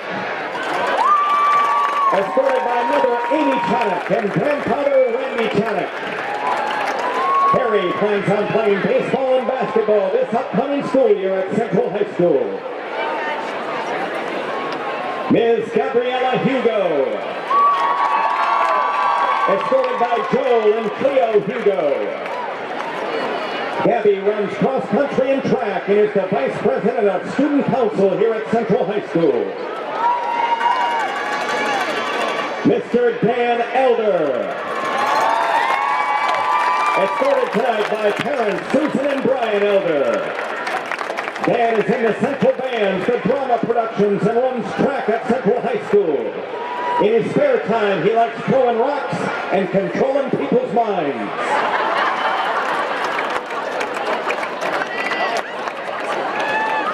Ms. LaDonna Husband. Escorted by Michelle Husband. LaDonna is involved in the Anti-Bullying Club, Student Council, and Link Crew. Mr. Hayden Yachik. Escorted by John and Heather Yachik. Hayden loves playing baseball, football, and basketball at Bay City Central High School. Ms. Destiny Lee. Escorted by Jody Kalpinski and Eric Lee. Destiny loves playing volleyball and participating in the school musicals at Central High School. Mr. Daniel Schultz. Escorted by mother Leticia Cisnero and dad Jeffrey Schultz. Dan is a part of the Bay City Central Wrestling team and is looking forward to this season. And ladies and gentlemen, that's the class of 2020. And now introducing this year's juniors, the class of 2019. Please welcome Ms. Maddie Evans. Escorted by Sean and Stacy Evans. Maddie is involved in varsity volleyball, varsity softball, basketball, and the Link Crew. Mr. Nick Birdsall. Escorted by mother Jill Birdsall. Nick enjoys playing varsity football and he also plays baseball for the Central Wolves. Ms. Zoe Gale. Escorted by parents Ryan Gale and Rachel Roberts. Zoe is involved in girls golf, girls soccer, and the marching band. Mr. Jordan Dolt, escorted by parents Mark and Brenda Dolt. Jordan plays snare on the Bay City Central's drum line. Ms. Alana Palicia, escorted by Danielle Valentine and Joseph and Ashley Palicia. Alana is a member of the National Honor Society, co-captain of the softball and cross-country teams, part of Project Unify, the co-president of the Environmental Club, and is in the fall musical Les Miserables. Mr. Cameron Monville, escorted by mother Jeanette Wright. Cameron is a proud member of the Bay City Central varsity football team. Ms. Lily Velasquez, escorted by Steve and Dawn Velasquez. Lily plays varsity golf and loves being a part of the Bay City Central family. Mr. Tyler Smith Perez, escorted by Pete and Jessica Perez. Tyler has participated in football and also enjoys weightlifting. Ladies and gentlemen, that's the class of 2019. And now, ladies and gentlemen, this year's seniors. From the class of 2018, please welcome Emily Anthony, escorted by parents Mark and Lori Anthony. Emily's involved in varsity volleyball and basketball and is a part of the tech crew here at Central. She loves spending time with her family, especially her little brother Tyler. She also loves to travel with her friends and is looking forward to visiting her exchange student Gabby next year in Brazil. Her future plans include Delta College and becoming a dental hygienist. Mr. Zach Buck, escorted by Laura and Kim Buck. Zach has played football for the last 4 years and enjoys hunting, fishing, watching sports, and hanging out with his friends.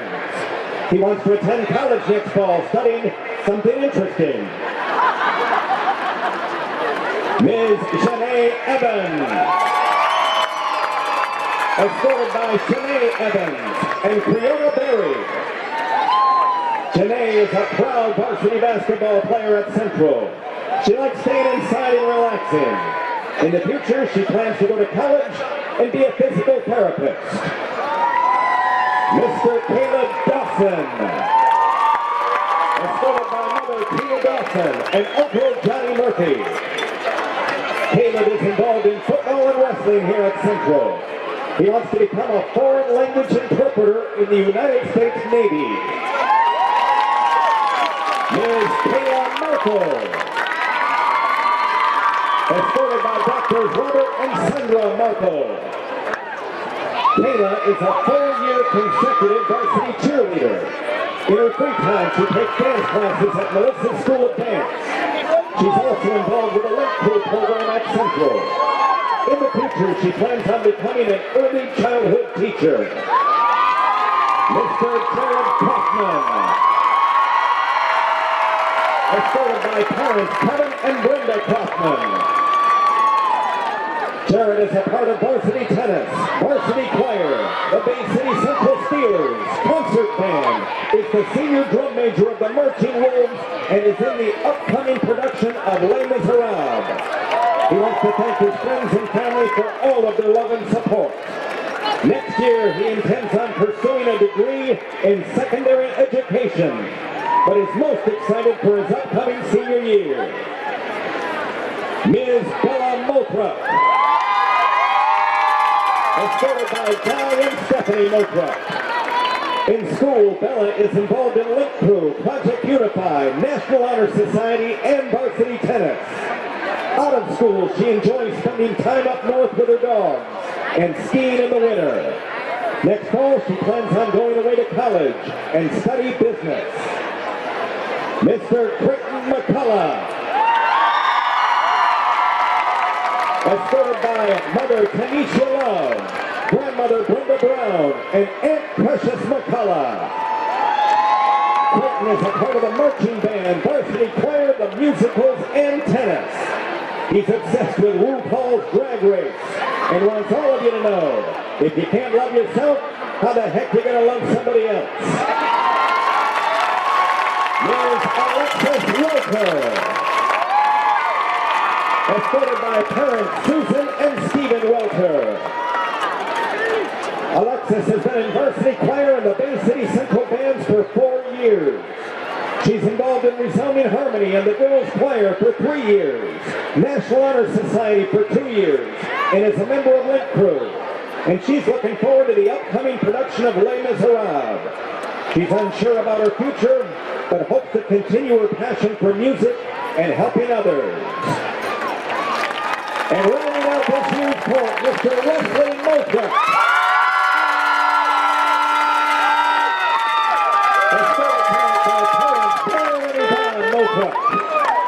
Wesley is a part of the varsity football team, swim and golf team here at Central. He's also a part of the Bay County United Way. He intends on applying at Michigan State University or the University of Michigan and hopes to pursue a major in material sciences or industrial engineering. Wes also wants to send out a very special shout out to his best friend for life, twin brother Spencer. And he wanted to make sure he said, hey bro.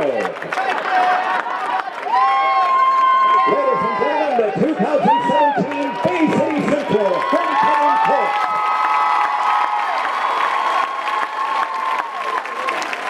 And now, ladies and gentlemen, our senior court members are all being given streamer pops. On the count of 3, we are going to ask that they pull the string, and the king and queen are the ones with purple and gold streamers coming out. Homecoming court, are we ready? 1, 2, 3. Congratulations to this year's crown, Mr. Clayton McCall. And this year's crown, Miss Barb Mosley. And very special congratulations to the entire homecoming court of 2017. You guys look terrific tonight.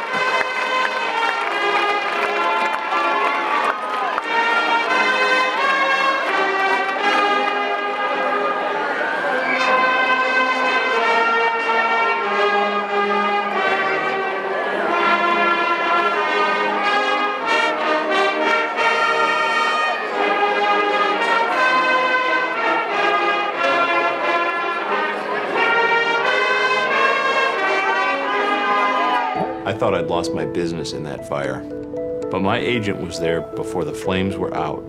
He said, together, we're going to rebuild. We've got 25 employees who depended on it, and that's all that mattered to me. My independent agent and auto owners made sure we didn't skip a beat. I mean, we didn't miss a single payroll. Incredible. For whatever lies ahead, we're always there. Auto Owners Insurance. Plum Harris Insurance Agency in Bay City is your local independent auto owners insurance agency. Back here at our Plum Harris Insurance sponsored halftime show, Jeff Toad and Mike Wisdala. Boy, I'll tell you, we can't go foot without having people stop by to say hi. Wouldn't have it any other way, but a first half of football that saw just a little bit of everything. Just what we expected, Jeff, by these two fine football teams. A little defense, a little passing, a little running, and just a couple turnovers. Really, both teams played very, very well in the first half. Well, I thought our first president would play well tonight. I was not disappointed in the effort from DeVell Washington. He looked really well. Jeff did a nice job. And you know what? Elder did a nice job putting that football right where it had to be down there in the northeast end zone. He went up and got it for the very first touchdown for the Bay City Central Wolves. Well, Judson Morse made some big plays on both sides of the football as well, along with Houston. So the skilled position players for Bay City Central showed up big in the first half. They really did. Morse did a nice job, and Houston really impressive, Jeff, for only a sophomore, really getting his first start. Never played a varsity game until tonight due to Weather's injury, so he did a nice job in running outside, but I also like the way he runs it between the tackles. Joe Blong on the other side has really been able to orchestrate this offense for John Glenn, but they've only hit pay dirt once. Well, he's done a nice job, Jeff. Couple turnovers right there, but they've got that touchdown when they need it. That was key. They got a big turnover there in the end of the first half. Couldn't put it in the end zone, but I think getting that touchdown at the end of the first half was huge for the John Glenn Bobcats. They also get their hands on the football to start the third quarter. If the Bobcats are going to get back into this game, they need to make an early statement. Yeah, they get the football. They got some confidence going into the third quarter. I like the way both teams are playing. I think one thing they have to do is they have to take care of those mental mistakes. A lot of motion, a lot of offside penalties by both squads. It was great tonight, too, before the game. We see one of our sponsors, our halftime sponsor, Steve Walter here from Plum Harris Insurance, and he's got a daughter that was on the homecoming court. But talk about the homecoming king and queen here while we've got a second. Yeah, Jeff, 2017 homecoming queen was Bella Malthrop, and the king was Creighton McCullough. So congratulations to Bella and Creighton. We've seen a couple homecomings. Always exciting times for the high school, for the alumni, for the kids, and brings out a lot of people. We've got a great crowd tonight and a great second half. Well, we're ready for the second half, and we'll be back in just a minute again at the conclusion of our Plum Harris Insurance sponsored halftime show right here on BCTV. Oh, hey, you got one of those insurance apps too? You know how this thing works? No, sorry. Yeah. Ben, please. Wow, you can talk to your app? That's pretty cool. Not an app, it's my agent. In this moment, No, I'm fine, thanks. it's good to know you have a trusted, independent auto owner's insurance agent who's there when you need them. Great. Man, I gotta get one of those. Auto Owners Insurance. Plum Harris Insurance Agency in Bay City is your local independent auto owners insurance agency. Back here on BCTV, ready to go with the second half. Walter's set to kick off for the Bay City Central Wolves. The Bobcats will be going into what little breeze is there in the third quarter.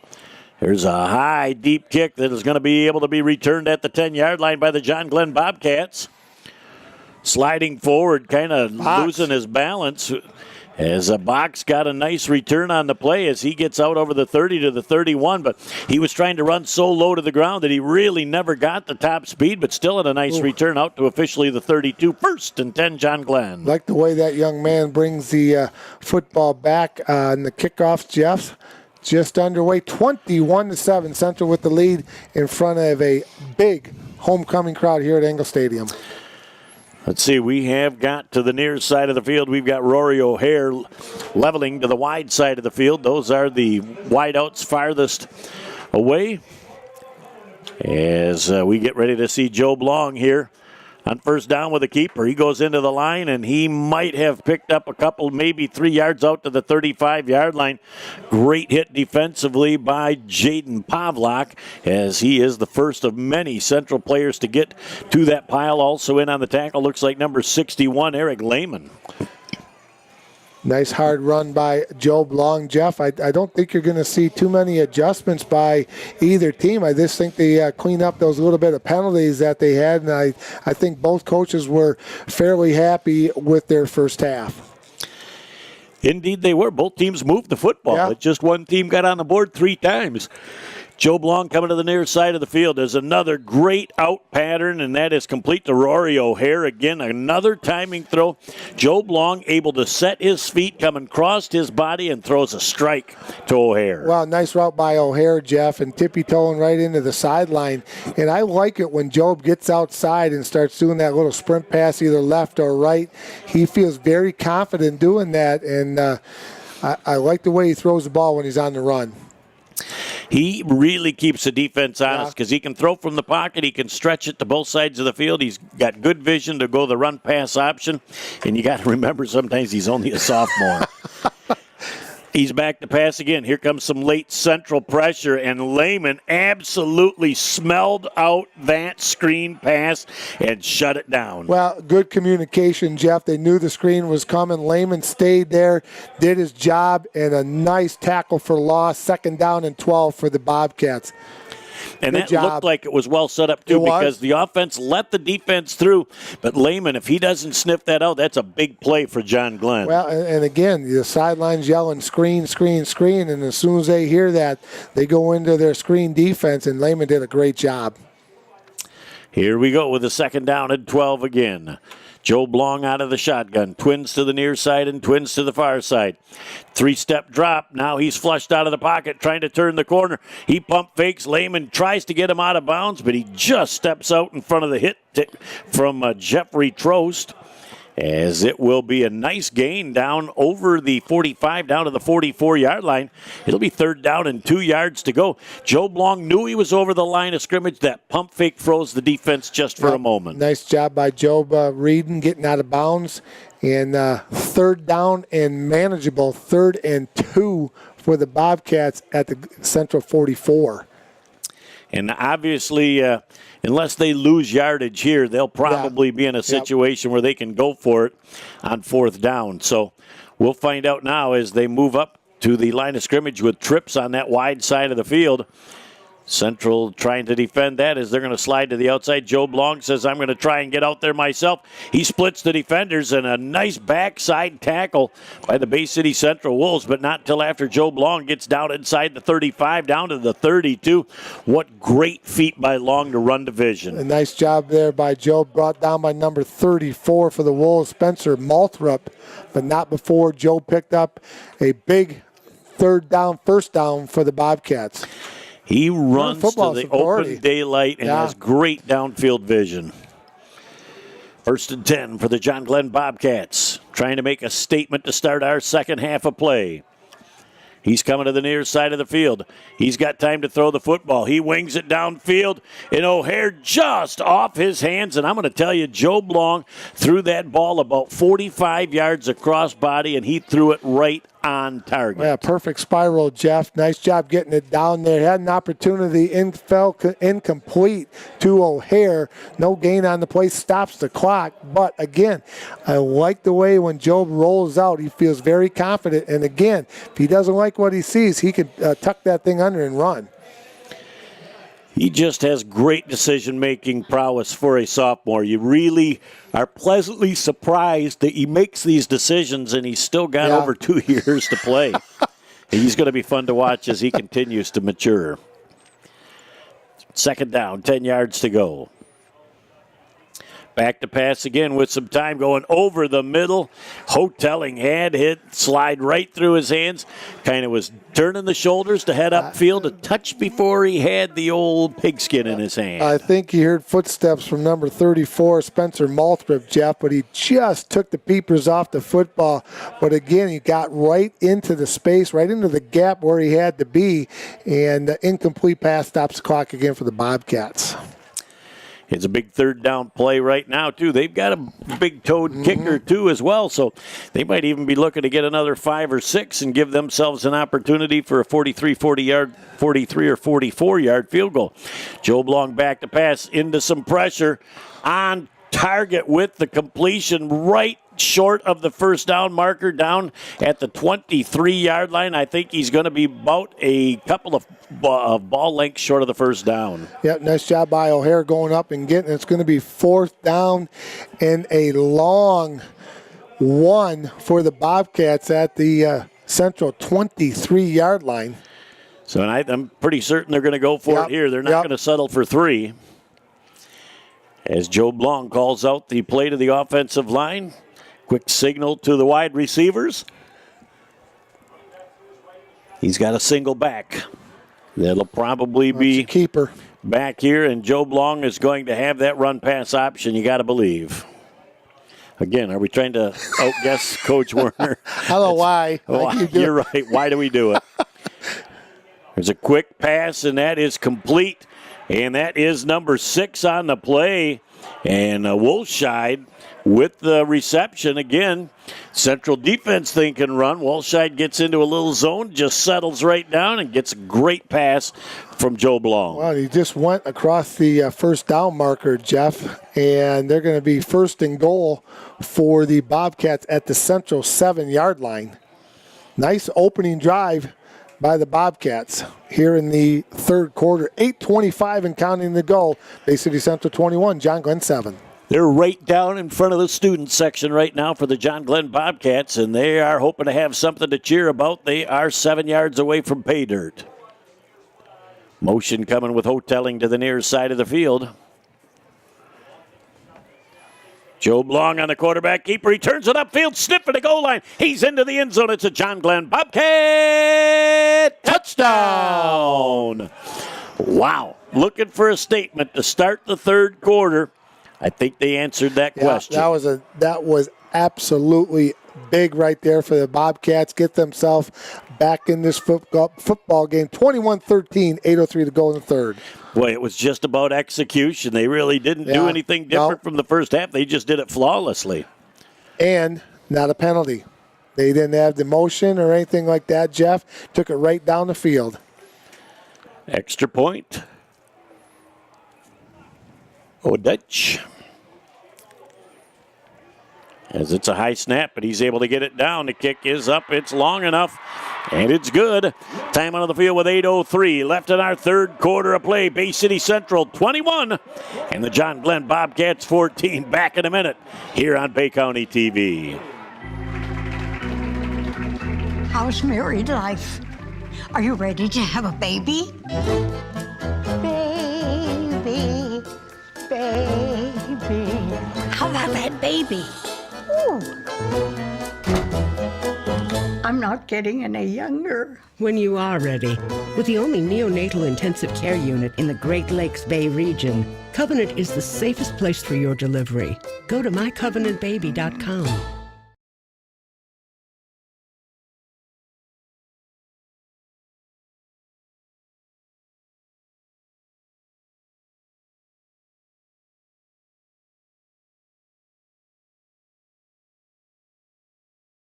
This game at 21-14. That's what we wanted to see. We want to see a close, hard-fought game going right down to the wire.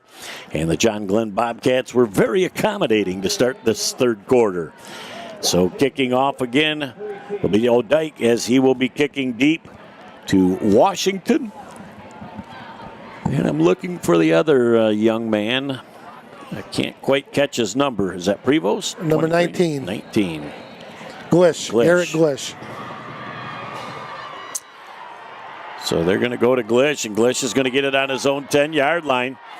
Trying to come upfield. He's got a little seam. He's up over the 30-yard line, stays on his feet, and is up to the 33-yard line. As DeVell Washington came all the way across field trying to lay a block onto somebody to try and spring Glish. I remember Garrett from last year, Jeff, when we did a Central baseball game against the Bay City Western Warriors. He had a nice game for the Bay City Central Wolves, so he does a lot of things for Bay City Central. 1st and 10 for the Wolves at their own 32-yard line. Now, as Bay City Central, we'll see, can they answer the call from the Bobcats? Otherwise, momentum sitting strongly with John Glenn to start this third quarter. Well, they answered it a couple times already, Jeff. So let's see what Coach Frazier has up his sleeve on the first time they touch the ball in the third quarter. Brian Elder with the handoff up the middle, and look at the quick feet of Unique Houston, number 32. He looked up, and he had big number 75, Samuel Schneider, just clogging that hole, sidestepped him, and was able to pick up a couple of yards when it looked like he was going to be sacked for a 2-3-yard loss. Yeah, number 53, Cody Higgins, finally brought him down after a couple of yards, Jeff. 2nd down and 8 for the Wolves. 7:25 to go here in the third quarter.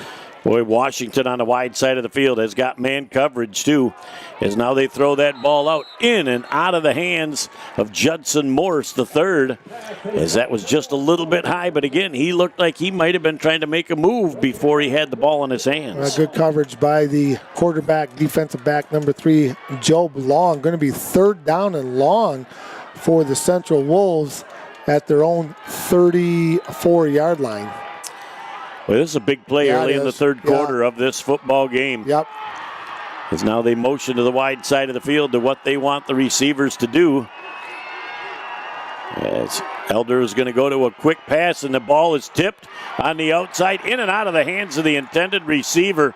But I'm going to tell you, Elder really couldn't step into that pass because the defensive pressure was coming. Yeah. The Bobcats with a 3-and-out to start the third quarter now, and this is getting fun. Well, and if Coach Warner could have scripted it any better, Jeff, this is what he wanted. He gets the ball, he puts it in the end zone. The Wolves get the ball, 3-and-out.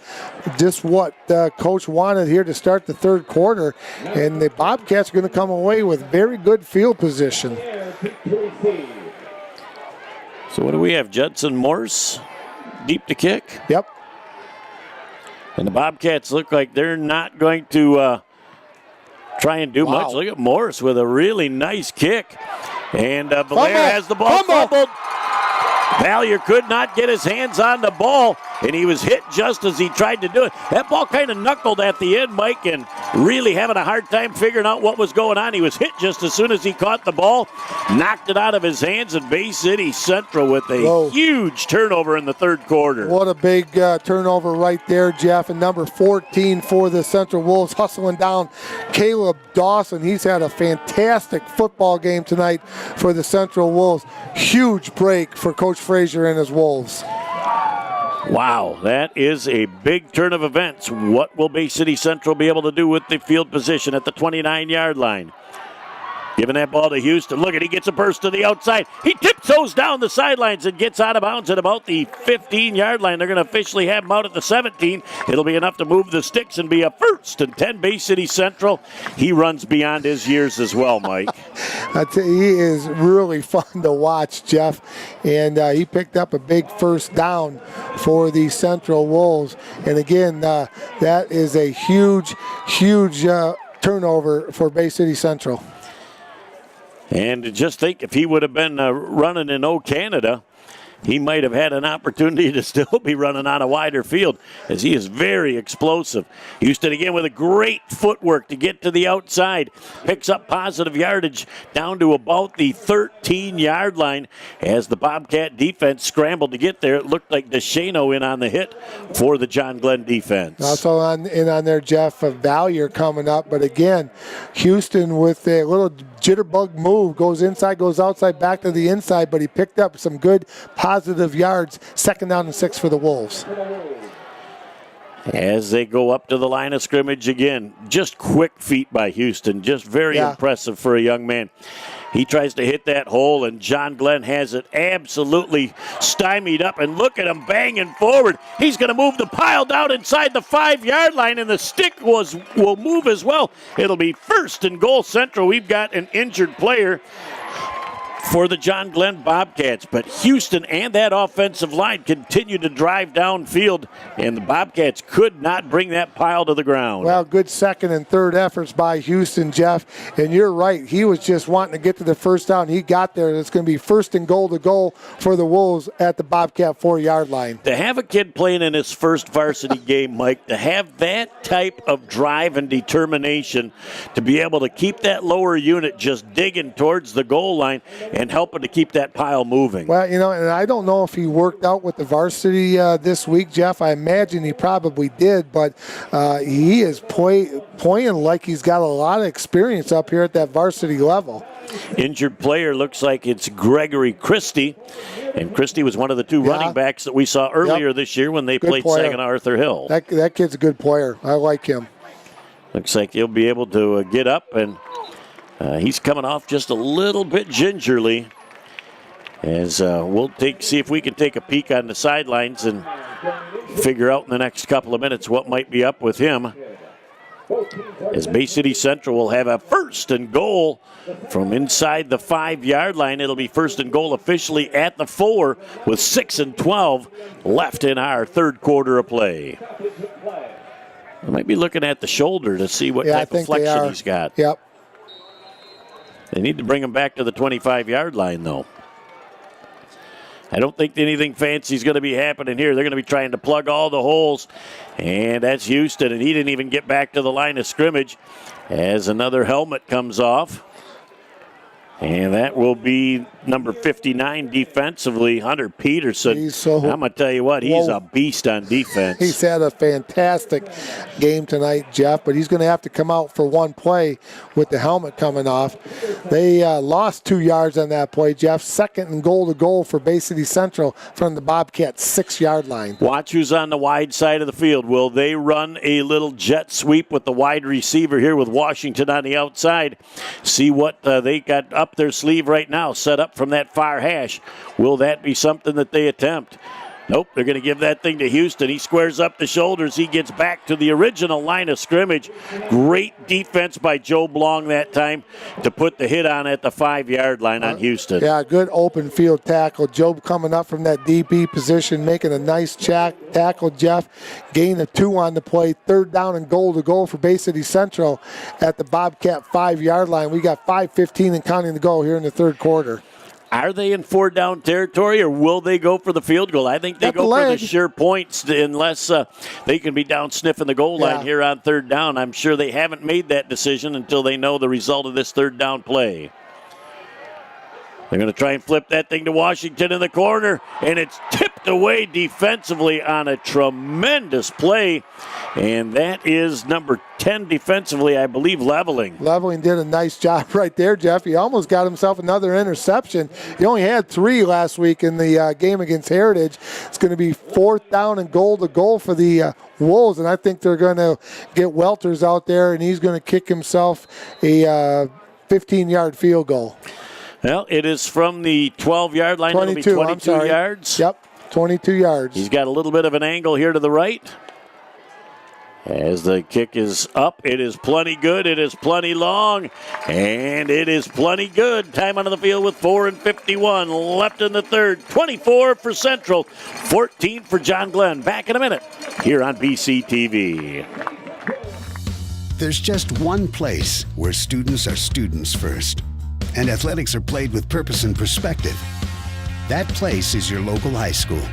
High school sports offer more than the joy of competition.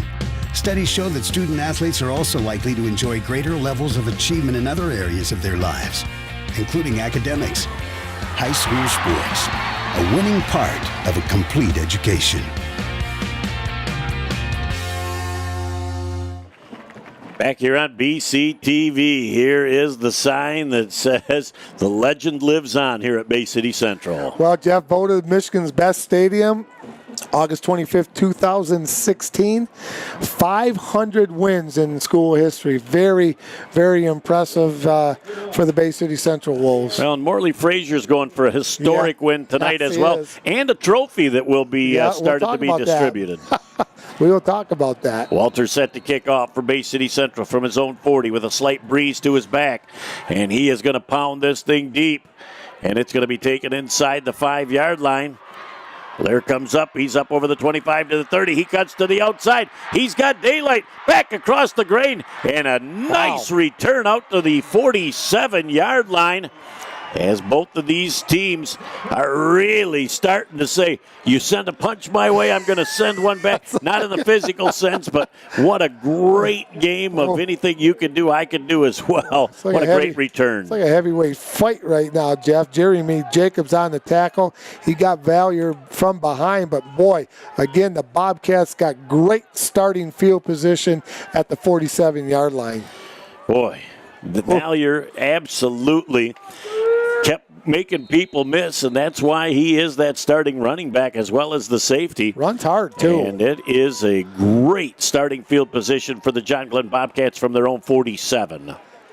4:41 left in our 3rd quarter of play. We got a whole lot of football left here, Mike, and this has lived up to its billing. Oh, yeah, and more, too, Jeff, and more. Kids are playing hard. Joe Blong The handoff on the play, maybe a yard gain on that play. As things are getting just a little bit rugged down there. Looks like DeShano on the carry for a modest gain of a couple of yards out to the 49-yard line. In the trenches, it's a war. Boy, it's no place for the meek and mild down there right now, brother. These kids are really going at each other. 24-14, 4:15 to go here in the third quarter.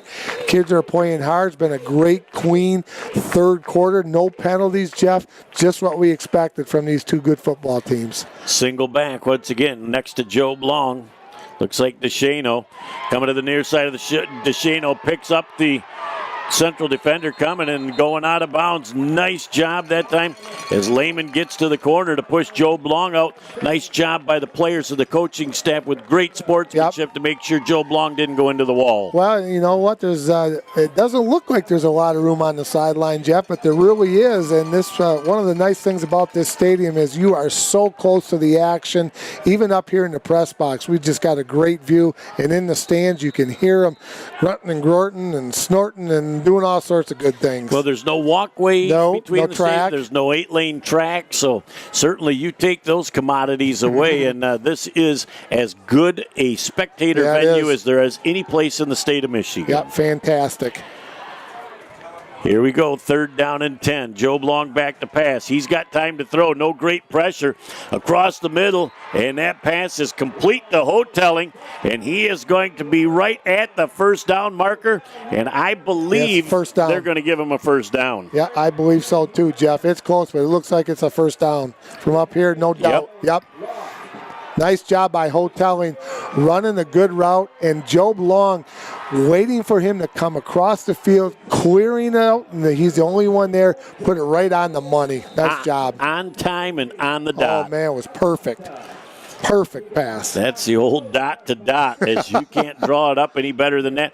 Protection by the offensive line allowed that play enough time to develop. And he had the opportunity to step up in the pocket and put some zip on that football. 1st and 10 for the John Glenn Bobcats. As Job pitches that out to Valier, and he gets stuffed in the backfield as Bay City Central had that play sniffed out, and that is Jayton Pavlak again. Pavlak with a nice job. A little bit of an option play right there, Jeff, but Pavlak came up from that DB position and really nice open field tackle for a loss, 2nd down 11 for the Bobcats. He came up, he read his key, and he finished. Nice job. And somebody took the quarterback, and then somebody's got to take the running back, and Pavlak did a nice job. Doing a nice job on this end is Eric Lehman. Yes. Yep. 9-1-8 for the last numbers on that 50-50, so that doesn't look like anything I'm going to win. Nope. Now we donated again. That's good all right. Cause. Yep. Job Long with a pass. It's complete once again, and that is out to number 6, Wolscheid. And the central linebacker that read that play, Mike, got there a split second late to break that up. Job Long with another pinpoint pass. Well, and he had to do, throw it when he did, Jeff, and that's you just go down to a certain spot. You got to throw it right when he gets there, and he might not even be looking, and he might have been turning around. But Long did a nice job. 3rd down and 4 for the Bobcats at the Wolves 37-yard line. 2:10 and counting left in the 3rd. Job Long again out of the shotgun. He's going to run it. He gets to the outside. A nice gain and more. He's at the 20, the 15, the 10. 5, 4, 3, 2, 1. He's into the end zone. It's a John Glenn Bobcat touchdown. Wow. Job Long got to the corner, got a seam, and he turned on the jets and went untouched into the end zone. Katie, bar the door. We got ourselves a barn burner here at Elmer Ingalls Stadium. I'm going to tell you what, Granny, don't leave your rocker now. Don't go get that hot tea. We got us a football game tonight here at Ingalls Stadium. Wow. Great 3rd quarter of play. 2nd touchdown of the 3rd quarter for the John Glenn Bobcats. The extra point is up, and it is good. Time out of the field with $1:56 left in the 3rd. It's 24-21. Central up by 3. Back after this on BCTV. AAA Transport and Limousine is the Great Lakes Bay region's most reliable and requested service. We provide many types of transportation services, from non-emergency medical, wheelchair accessible, school transport services, and shuttle services. Our company strives to provide exceptional service to our customers. Our services are tailored to each person or company's specific needs. For the last 10 years, we have pushed the mark higher and higher to give the best service possible. Rest assured that you are in safe hands when you ride with AAA Transport and Limousine. And welcome back here on BCTV. Jeff Doden and Mike Wasdala. We got the jug, Coach. This is going to be the new trophy for the winner of this game. It hasn't been named yet, and that's going to happen in the next week as Lee Thompson is going to spearhead that on M Live. Talked to Troy Lynch when he came up here, Jeff. Everybody's in agreement. This is going to be the trophy. Don't know the name. They're going to color it all up, and this is what these two teams will be playing for. And cool idea. It will be designed to have the winner for all the years that's going to be there. That will be some fun as John Glenn has made not one but two statements here in the third, outscoring Central 14-3. Wow. And they are right back in this game. Look what they just did down here on the other end. Just what you talked about at the break. I just talked about it at the break, and they were very astute as to knowing exactly where he was at. They don't want him touching the ball. Trying to come to this side of the field. Glish gets back up to about the 22-yard line. I like what Central did. As soon as we went to the break, Mike, you heard me say they need to switch Washington to the other side, but the John Glenn were way too smart. Well, good coaching upstairs, Jeff. They noticed that, the coaches upstairs, so they kicked it away from Washington. Nathan Jacobs on the tackle for the Bobcats. 1st and 10 for Bay City Central at their own 25-yard line. I think in this series they're going to find a way to get DeVell Washington his hands on the ball and see if he can't make a play. He's got man coverage out on the wide side of the field. Trying to come to the near side of the field, juking inside and out. Houston gets up to about the 30-yard line, so he's able to pick up 5. That jet sweep for him and the pitch sweep have been pretty successful here in this football game. The sophomore's playing beyond his years. Well, and again, they just got to remember, you cannot forget about Washington out there, Jeff, when he's out there one-on-one all by himself. He is absolutely a weapon out there, and the coaching staff know where he is at all times. He's right here on the near sideline. And unique Houston to have that much confidence in a kid you just brought up this week for his first game. And we're going to have time out on the field. Bay City Central, they saw something in their format that they didn't like. Somebody wasn't on the same page, and it's too important a spot in the ball game. So we're going to keep it right here with a 1:09 left in the third quarter of play. As, again, on 2nd down and 5, this series is of huge importance for both Central and for John Glenn. Well, and I think you're right with that timeout, Jeff. This is a big play right here. And Coach Frazier did see something, or somebody up in the booth didn't see something. So he called that timeout, and they wanted to talk it over. As we look now, just outside the stadium, they got fire going right now. They're watching the game. They're having a little bonfire going on as they've got the best of both worlds over there. They certainly do. They got a pretty nice view of the stadium, too. That's a house at the south end zone on 13th Street, Jeff. They have a party every home game. You know, leave it to Jared and Natalie to step out a party on the camera. So nice job up there, Jared and Natalie Doan. As Nick Page says, just watch the camera, watch the big screen, and we'll make it happen. As they give that ball to Washington, he cuts to the outside. He's going to make a move. As he gets to the outside, he's at the 40, the 45, the 50. Over midfield, he's finally brought down defensively. He has the propensity to make that first and second person miss. Number 1, Val, you're on the tackle, Jeff, of number 1, DeVell Washington. But DeVell said to him and gave him a little point, said, nice tackle, young man. And then Valier came back and said, nice run. And those two, great sportsmanship right there by those two football players. Well, they got the same number, Mike. Absolutely. You know, they got to have great respect for each other. Brother. They're on the same page. 1st and 10 from the 49-yard line of the John Glenn Bobcats are the Bay City Central Wolves. As Brian Elder does a nice job. He gets them properly lined up.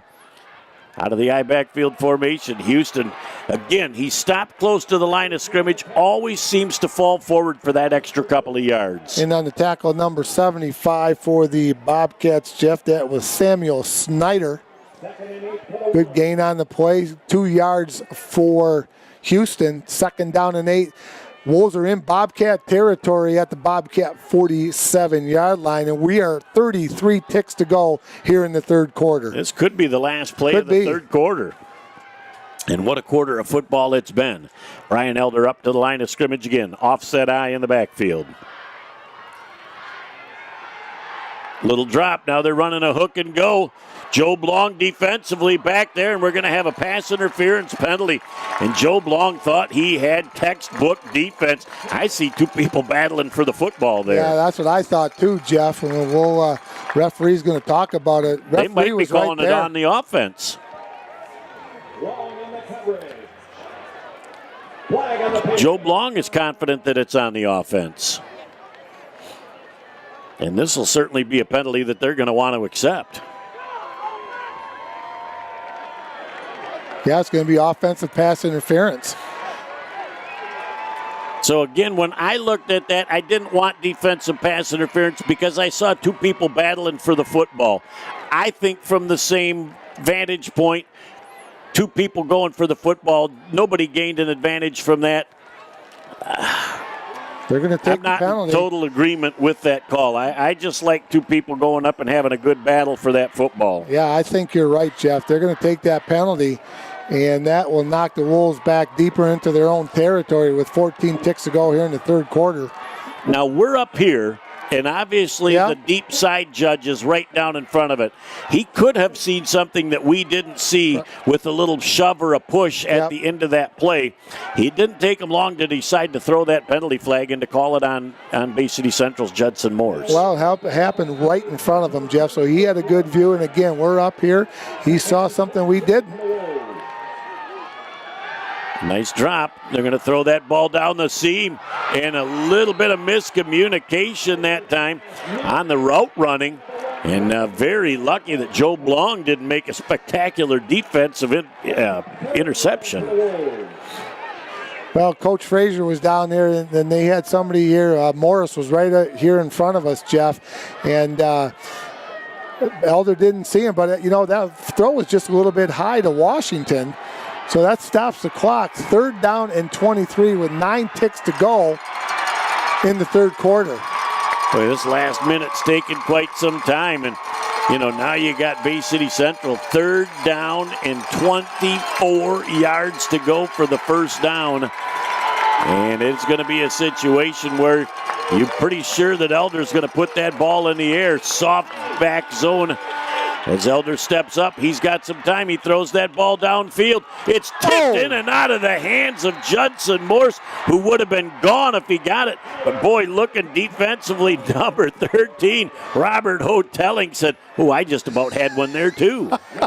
Anytime that ball's tipped, Jeff, and, you just never know what's going to happen. As we look right now, at the end of our third quarter of play, our score, the Bay City Central Wolves 24, the John Glenn Bobcats 21. Back in a minute here on BCTV. It's another fall Friday night, and your kids should be playing high school football. It's a fun game, and it's safer than ever. It's safe because the rules, the coaching, and the equipment are better than ever before. As a result, serious injuries are at an all-time low. Seriously. And builds strong schools, lifetime memories, and tomorrow's community leaders. And it's mother approved. It's a great game, and we want to teach it to your kids. Is that an automatic first down for roughing the kicker?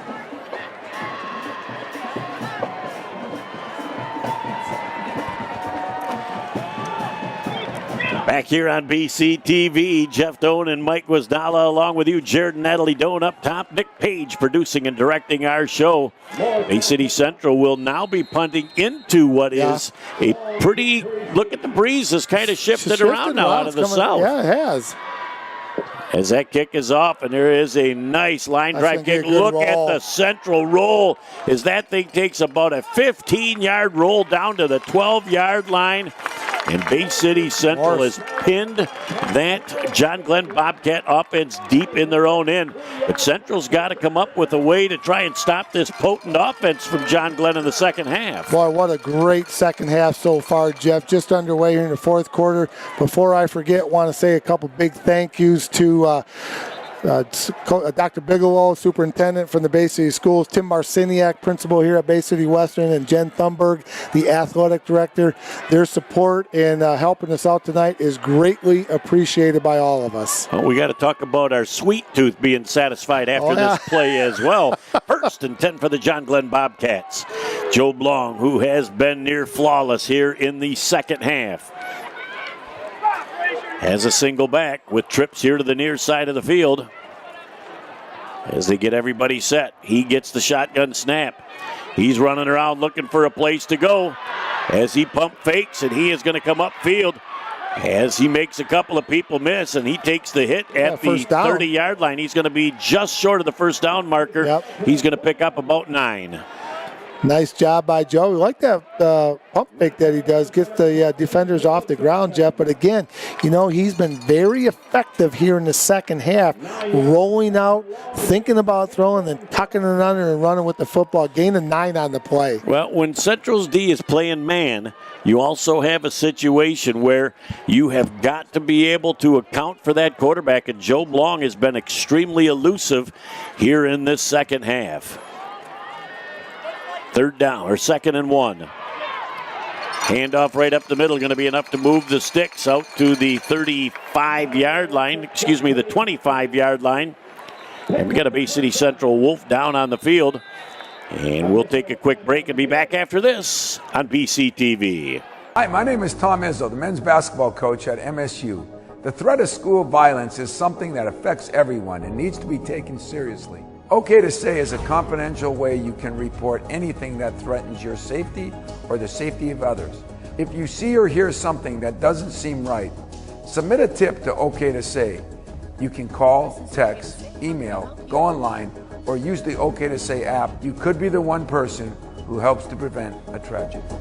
Back here on Bay County TV, Jeff Stone and Mike Wisdala along with you, and we got some sweet tooth to talk about, but we've also got some towing to talk about. Yeah, Jeff, one of our sponsors that have jumped on board this year, our good friends from Village Towing out there in Colquhoun, Michigan.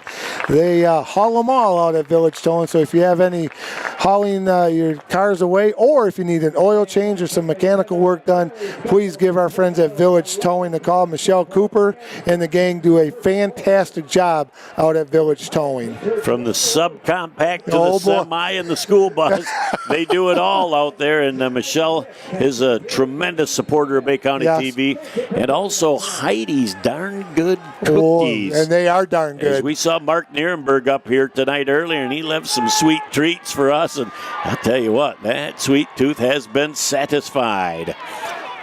As the handoff goes off of the left side, waiting for the running back to come up.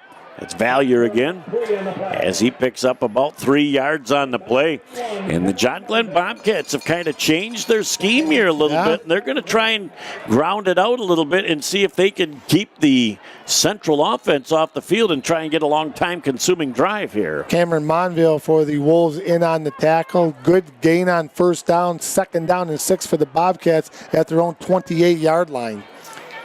It's again single back offset. Joe Blong out of the shotgun. Receivers got twins to both sides. And we have got penalty flags. Offside. And we're going to have Bay City Central giving up a free 5. I didn't see anybody jump, so somebody had to line up in the neutral zone. Yeah, I think you're right, Jeff. I didn't see anybody jump into the zone, so they're going to get a free 5 out of the Bobcats. That's going to take them up to the 33-yard line of their own. But again, a big penalty right there. Goes from 2nd down and 7 to 2nd down and 2. Very minimal amount of penalties in the second half, but they're very important times. Yeah, they're all big right now, Jeff, with 9:50 and counting, and the Central up 24-21. Joe Blong again in a situation where he's going to run it right up the middle. He is going to pick up the 1st down with great continuous effort. No such thing as second effort. He just never stops. He is hit by number 4 on the play, and that is Jaden Pavlak again. Move the sticks. Another 1st and 10 for the John Glenn Bobcats with 9:40 left in this 4th quarter. Chesel also in on the tackle. Jeff coming up from the bottom of the pile, but a 1st down for the Bobcats. Nice time-consuming drive so far for John Glenn. The offensive line has done a very nice job of neutralizing the front four for Bay City Central here in the second half. Joe Blong again coming. He pump fakes downfield, and he has got an open receiver, and that's Leveling.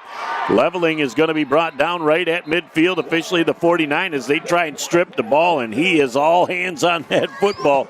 Not going to let anybody grab that thing away from him. Oh, he didn't even want to give it to the referee. He had such a good hold on it. That's the grip. And again, rolling out, Jeff, very effective for Joe Blong.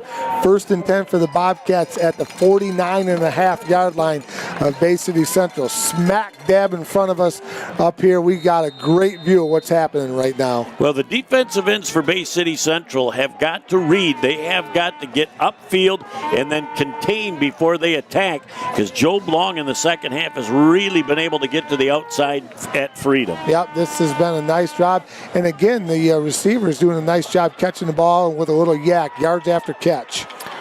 Joe Blong again. Handoff right up the middle. Valier picks up about 5 yards on the play, down to about, they'll only give him 4 to the 45-yard line, but they just continue to make things happen offensively. And again, I'm going to give a lot of credit to that big 5 dogs up front. They're making it happen. They are doing a nice job, that big offensive line for the John Glenn Bobcats. Coming off the bottom of the pile for the Wolves is Lehman again. That young man's had a good football game for Bay City Central. As he is a great player, second year on the varsity for that young man. As the Bobcats on second down and 6 yards to go. Joe Blong is chewing up a good chunk of this fourth quarter clock. We're down to 8 minutes. Long on the keeper, and he comes forward for a couple of yards on the play before he is brought down defensively. That looks like number 81 on that tackle, and that is Cameron Monville. Cameron's had a pretty active game here in the last couple plays. Jeff doing a nice job. Big play right here for the Bobcats. 3rd down and 3 at the 42-yard line. Boy, I'm going to tell you what, that's a short 3 to be going, and they certainly have been able to move the sticks as the coaching staff from John Glenn calls out the play. They look at the wristband, and they know exactly what's going on. Valier is off to the left side of Joe Blong out of the shotgun. Joe Blong cuts to the outside again. He's got room. He cuts to the outside. He's 1 block away from going. Cuts back to the inside. 5, 4, 3, 2, 1. He's into the end zone. It's a John Glenn Bobcat touchdown. Boy, I'm going to tell you what. You want to talk about great vision downfield and watching that block, knowing that he was going to get a kick out block from his wide receiver, working his butt off downfield, cuts back to the inside. No answer for that Central defense. Touchdown, John Glenn Bobcats. 42 yards for Joe Blong, 27-24, waiting for the extra point. Wow. What a turn of events here in the second half. 21-3, the John Glenn Bobcats have outscored Central in the second half with that extra point being good. Time out on the field with 7:05 left in the ball game. 28-24. The John Glenn Bobcats have got the lead. Who will be back? Over the years, he's put his heart into being your dad. He was always there to fix things. Now that he needs help, don't lose hope. Covenant Center for the Heart is leading the way in minimally invasive heart options for inoperable or high-risk patients, with the first and most comprehensive structural heart disease program in the Great Lakes Bay region. It's extraordinary heart care, close to home. Back here as we look at the John Glenn Bobcats energized sideline. Jeff Doan and Mike Wisdala along with you, Jared and Natalie Doan upstairs filming, and Nick Page producing and directing. What a tale of two halves. Tale of two halves is exactly right, Jeff. All Central in the first. Bobcats outscoring the Bay City Central Wolves 21-3 here in the second half. Re-energized fans over on the east side of Ingle Stadium, and they are absolutely extremely happy, I should say, with the outcome here in the second half. Very nice move. I was going to talk to you during the timeout. Line them up in the ice so they can't tell which way to go. Washington's going to probably have an opportunity to get his hands on the ball here. as they're going to do a line drive kick, and they're not going to take a chance on kicking it deep. That one goes right up the middle, and Central's going to get great starting field position at the 42-yard line. So the play worked for Bay City Central, where they were trying to keep them from kicking the ball deep, and Central will start off with a great field position. They'll officially call it the 41. Yeah, that's what's going to happen, Jeff. If you don't want to kick it to Washington and they're doing that stack right there, and he's going to try to go get it, you kick it short, but you're going to give up good field position for Bay City Central. What'll happen here with the last 7 minutes of the game? You know, Mike, the last 4 or 5 weeks, we really haven't seen a ton of great close football games. Right. What a pleasure to do one that looks like it's going to go right down to the wire. Houston cuts to the outside. He's going to be able to pick up about 6 yards out to the 47-yard line. Great decision-making process on the sweep as that young man just runs to daylight. Yeah, Valier tripped him up with the tackle, Jeff. But, you know, when you think about Washington, kind of quiet tonight, but you got to take your hat off to number 10, leveling. They're going one-on-one, a lot of man-to-man right here in front of us. He's done a nice job for the Bobcats. Well, they're going to double up on him this time. Yep. As Hotelling is going to run him out of the slot. As Houston rolls forward. And I'll tell you what, that ball looked like it was loose for a second as he brought it back down. But, man, he got the full speed in about 2 steps as he hit that hole. Coach Frazier right down here in front of us. He's going to give Elder the play, but a nice start to this possession. 2 plays and a first down for the Bay City Central Wolves. Wolves move the chains down to the Bobcat, 46. As Lee Thompson tells us, 103 yards for Houston on the night. And he's done that on probably about 20 carries. As it'll be 1st and 10. Gonna get another one. As he gets another one, he bounces to the outside and he runs to freedom, and he is just tripped up as he was ready to go. Oh, that was very, very close. Valier comes up and he makes what could have been a touchdown-saving tackle. And that was it. There was nothing in front of him, Jeff, except the end zone here at the north end zone for Central. Nice trip up by Valier. But Valier, when we talked to Coach Warner earlier in the season when he's not there, he said, we're a different team when he's playing center field. He is the best in this area, and we have seen it on a number of occasions tonight, backing up that suspicion. Tremendous football player, Jeff, and having a great game tonight for the Bobcats. 2nd down and 3. Right into the middle, and a nice stop that time by number 75, Samuel Snyder. He had him up high, but there was no call for a face mask, and the officials were all over that play. It'll be 3rd down and about 4 yards to go. Yeah, he lost a yard right there, Jeff. Did Houston. This John Glenn Bobcat defense is trying to come up with a big stop in this ball game. Not quite. The next one will be, as we'll have them certainly ready. All right. And the handoff goes to Houston, and he bangs forward, and he is right at the 1st down marker. And the official says, I'm going to take my hand and put it down for the ball right now. Short. And he's going to have that 4th down. I don't like this spot from the official, only because when you put this ball down and you spot it, you always spot it with your lead foot to the closest goal line. He spotted it with the right foot. He did, and his left foot was the one closest to the goal line. Jeff, you're exactly right. He put it down with his right foot. This is going to be very, very close, but I think he's going to be about a half a football short. Yep, I agree with that. We'll get a good look at it right there. But you can't get in a much better position for us to take a look at it. As they stretch out the chains. Boy, I'd say it's right at the nose of the football. That is going to be close. They are about 2 inches short of the 1st down. Wow. Ooh. Now, if that would have been a left foot mark, exactly, that would have been a 1st down. This is a key point in the ball game right now with that 4th down. As I'll let you bring those up close as we will be coming up on the what could be the key play in this ball game right now. As Bay City Central, no doubt, will go for it on 4th down. Will Elder just sneak it forward? Well, you think that would be the safe, smart play for the Bay City Central Wolves with, I mean, you don't even have to go, it's less than an inch, Jeff. That's how close it is. Yep, it's a couple of mama's credit cards. You got to get the snap, too. Yes. Remember that. That's important because if you get in this position, you want to hurry up.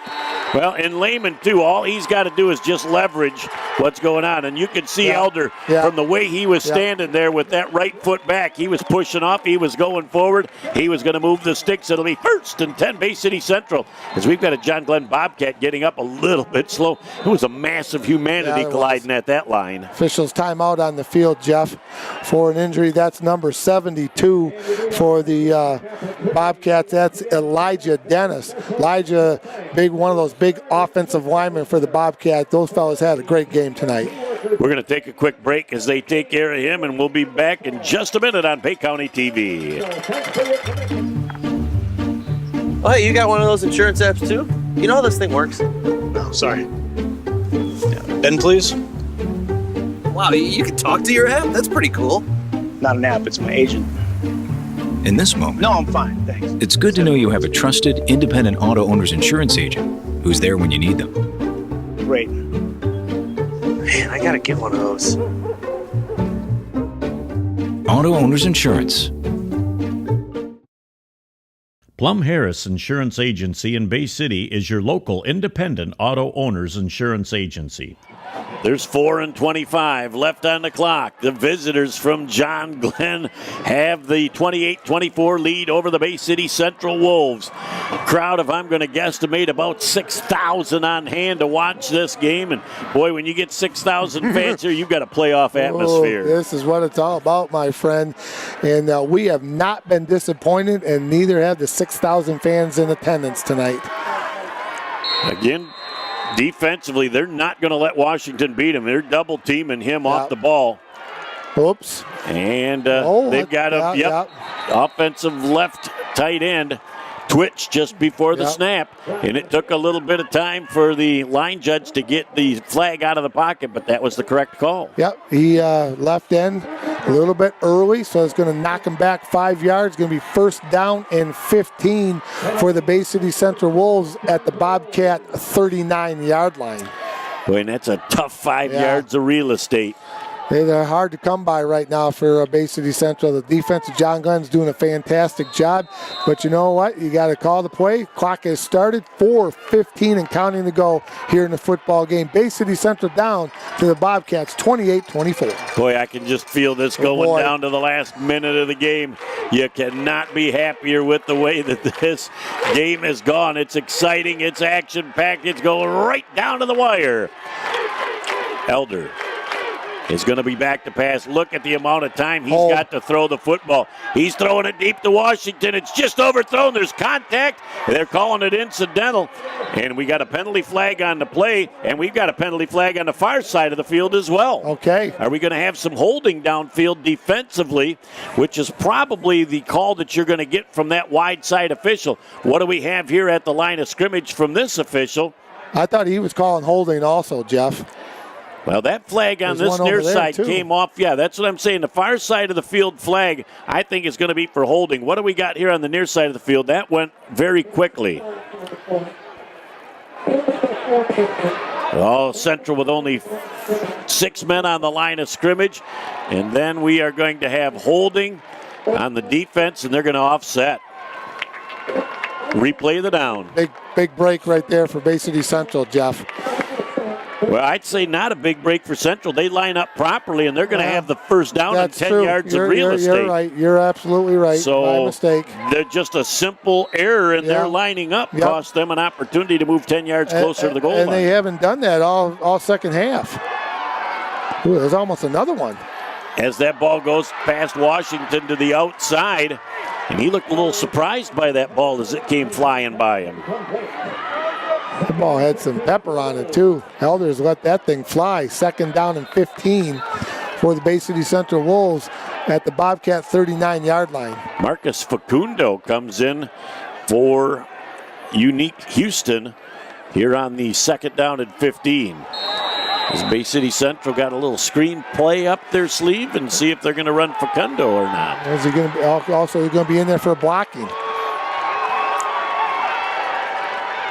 as they try and give that ball to the outside to Washington. Look at the defense. Leverage their way to keep him in.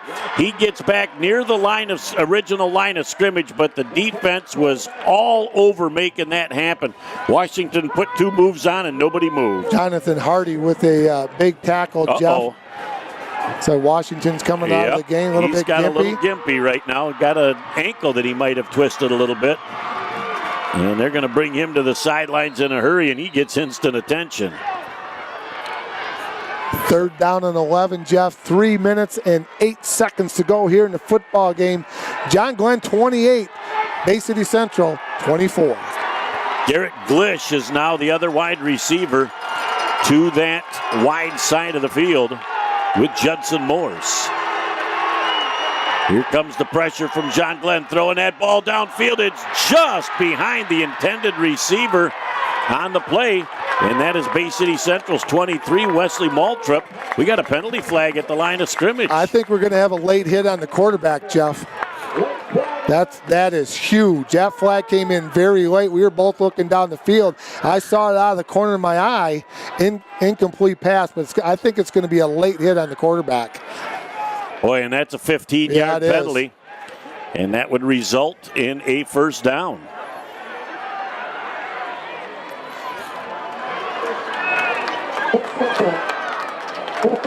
Yep. Boy, and that is an extremely tough break for the John Glenn Bobcats. Now, as a white hat, Mike, what you do when that quarterback goes back to pass and he passes the ball, you are one job. You are riveted to the quarterback. He is your first responsibility to make sure that he can get through that play. So when there's a late hit on him, that should never be missed by the white hat. Well, and he did. I didn't see the play, but obviously he was in position and he made a call. When I saw the flag go, they were both down on the field, Jeff, and I knew right then it was roughing the passer. So the referee was standing right next to both kids. With Washington out of the game right now, I would say Unique Houston and Morse are going to be the 2 people that need to come up with a big play. 1st down and 10 yards to go for Bay City Central.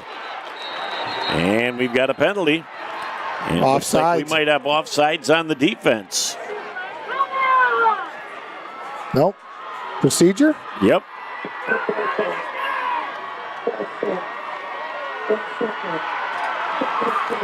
Wow. So Bay City Central causes another 5-yard penalty as the microphone is a little bit broken up there from our referee tonight. We have seen a lot of interesting stuff going on in this football game, Jeff, with the penalties, the procedures, the offsides, roughing the passer, and key moments, like you said earlier in the game. 2:47 left in the ball game. Central down by 4, trying to get into the end zone. As they get that ball to Houston, Houston cuts back across the grain in a tremendous open field tackle that time. Peterson, unbelievable. He stepped up, and if Peterson doesn't make that tackle, Houston's cutting back across the grain for what could be a big one as you look at the John Glenn faithful over there, and they're going right on that side of the field into the John Glenn student section. Yeah, that student section is extremely loud, Jeff. 2nd down and 14 to go. Ball on the 24-yard line. Central again as receivers split to both sides of the field. Another penalty. Washington. They've got movement on the offense again. As Washington comes back, and they were going to run just a little quick hitch to him and see if he could make somebody miss. He was just leaning just a bit forward, Jeff, and the referee was right there, so they called it again. 2nd down and 19 to go for the Central Wolves. Boy, and I'll tell you what, those 2 5-yard penalties for Bay City Central, this is a game of inches and twitches. Little things. Got to get a little bit back right here. Don't need it all. Now they are going to run DeVell Washington in the slot on the wide side of the field. And Morley Frazier is going to take a timeout right now. Whoa, we'll take a break and be back right after this on BCTV. Sports give so many opportunities to kids. It gives them an opportunity to see where they fit within a team, persevere, understanding how to work with different personalities. Those are the lessons that will make you a successful adult. As a mom, you have to have an understanding of what concussions are. Concussions are things that are treatable. If we take care of athletes, they will be able to develop and have a long, happy, healthy life.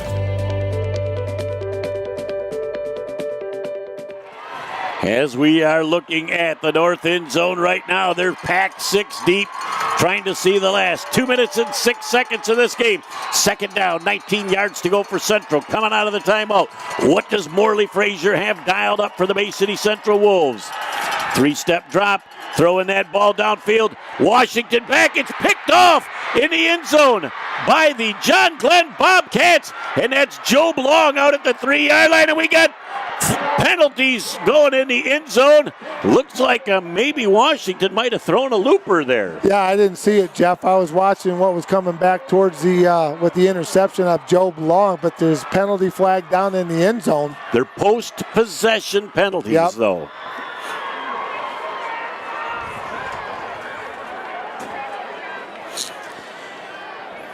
So what transpires here is, first and foremost, the ball is intercepted by Joe Long, and the ball will be in John Glenn's possession. Correct. Just a matter of the result of the penalty, whether they back it up to the 10 or it comes out another 15 yards. And I don't know. I saw 3 people tangling down there, 2 Bobcats and Washington. I don't know if it was physical or if it was verbal, but we're going to find out right now.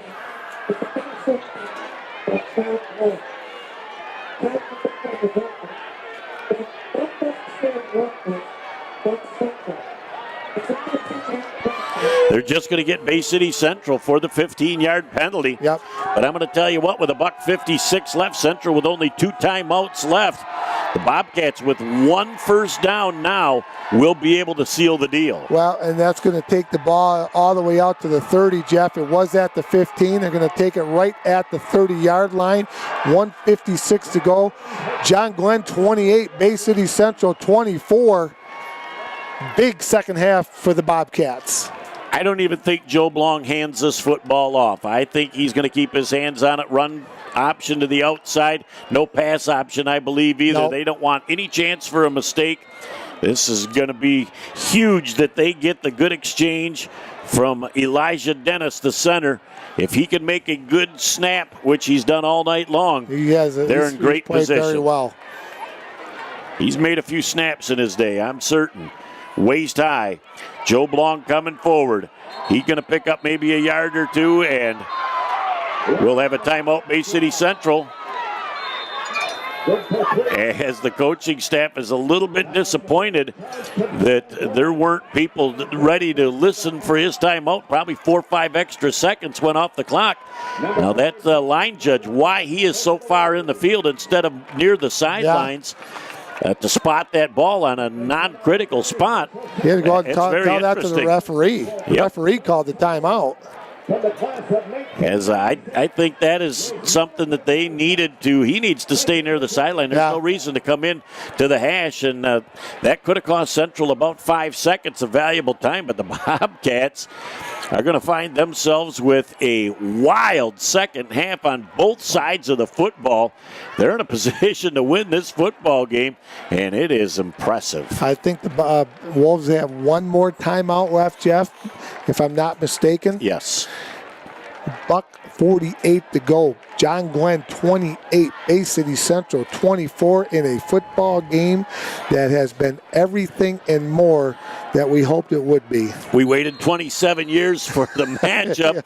I believe Central won the last game at John Glenn, as I'm trying to recall, from 27 years ago. But now the John Glenn Bobcats. No, John Glenn won that game. John Glenn won that game. Yes, they did. But that was part of my life that was a little fuzzy, that 25, 30 year ago range. So. You can't remember what happened 15 minutes ago. I know what I had for supper, though. So, second down and 7 yards to go for the John Glenn Bobcats. Joe Blong again. He looks for the ball. He's going to keep it himself, taking it off the left side, banging forward for a gain of about 3 yards again. As Bay City Central probably will let them run this play and then call their last timeout after this play is done. But Joe Blong again moved the pile, got about 3 more yards gained.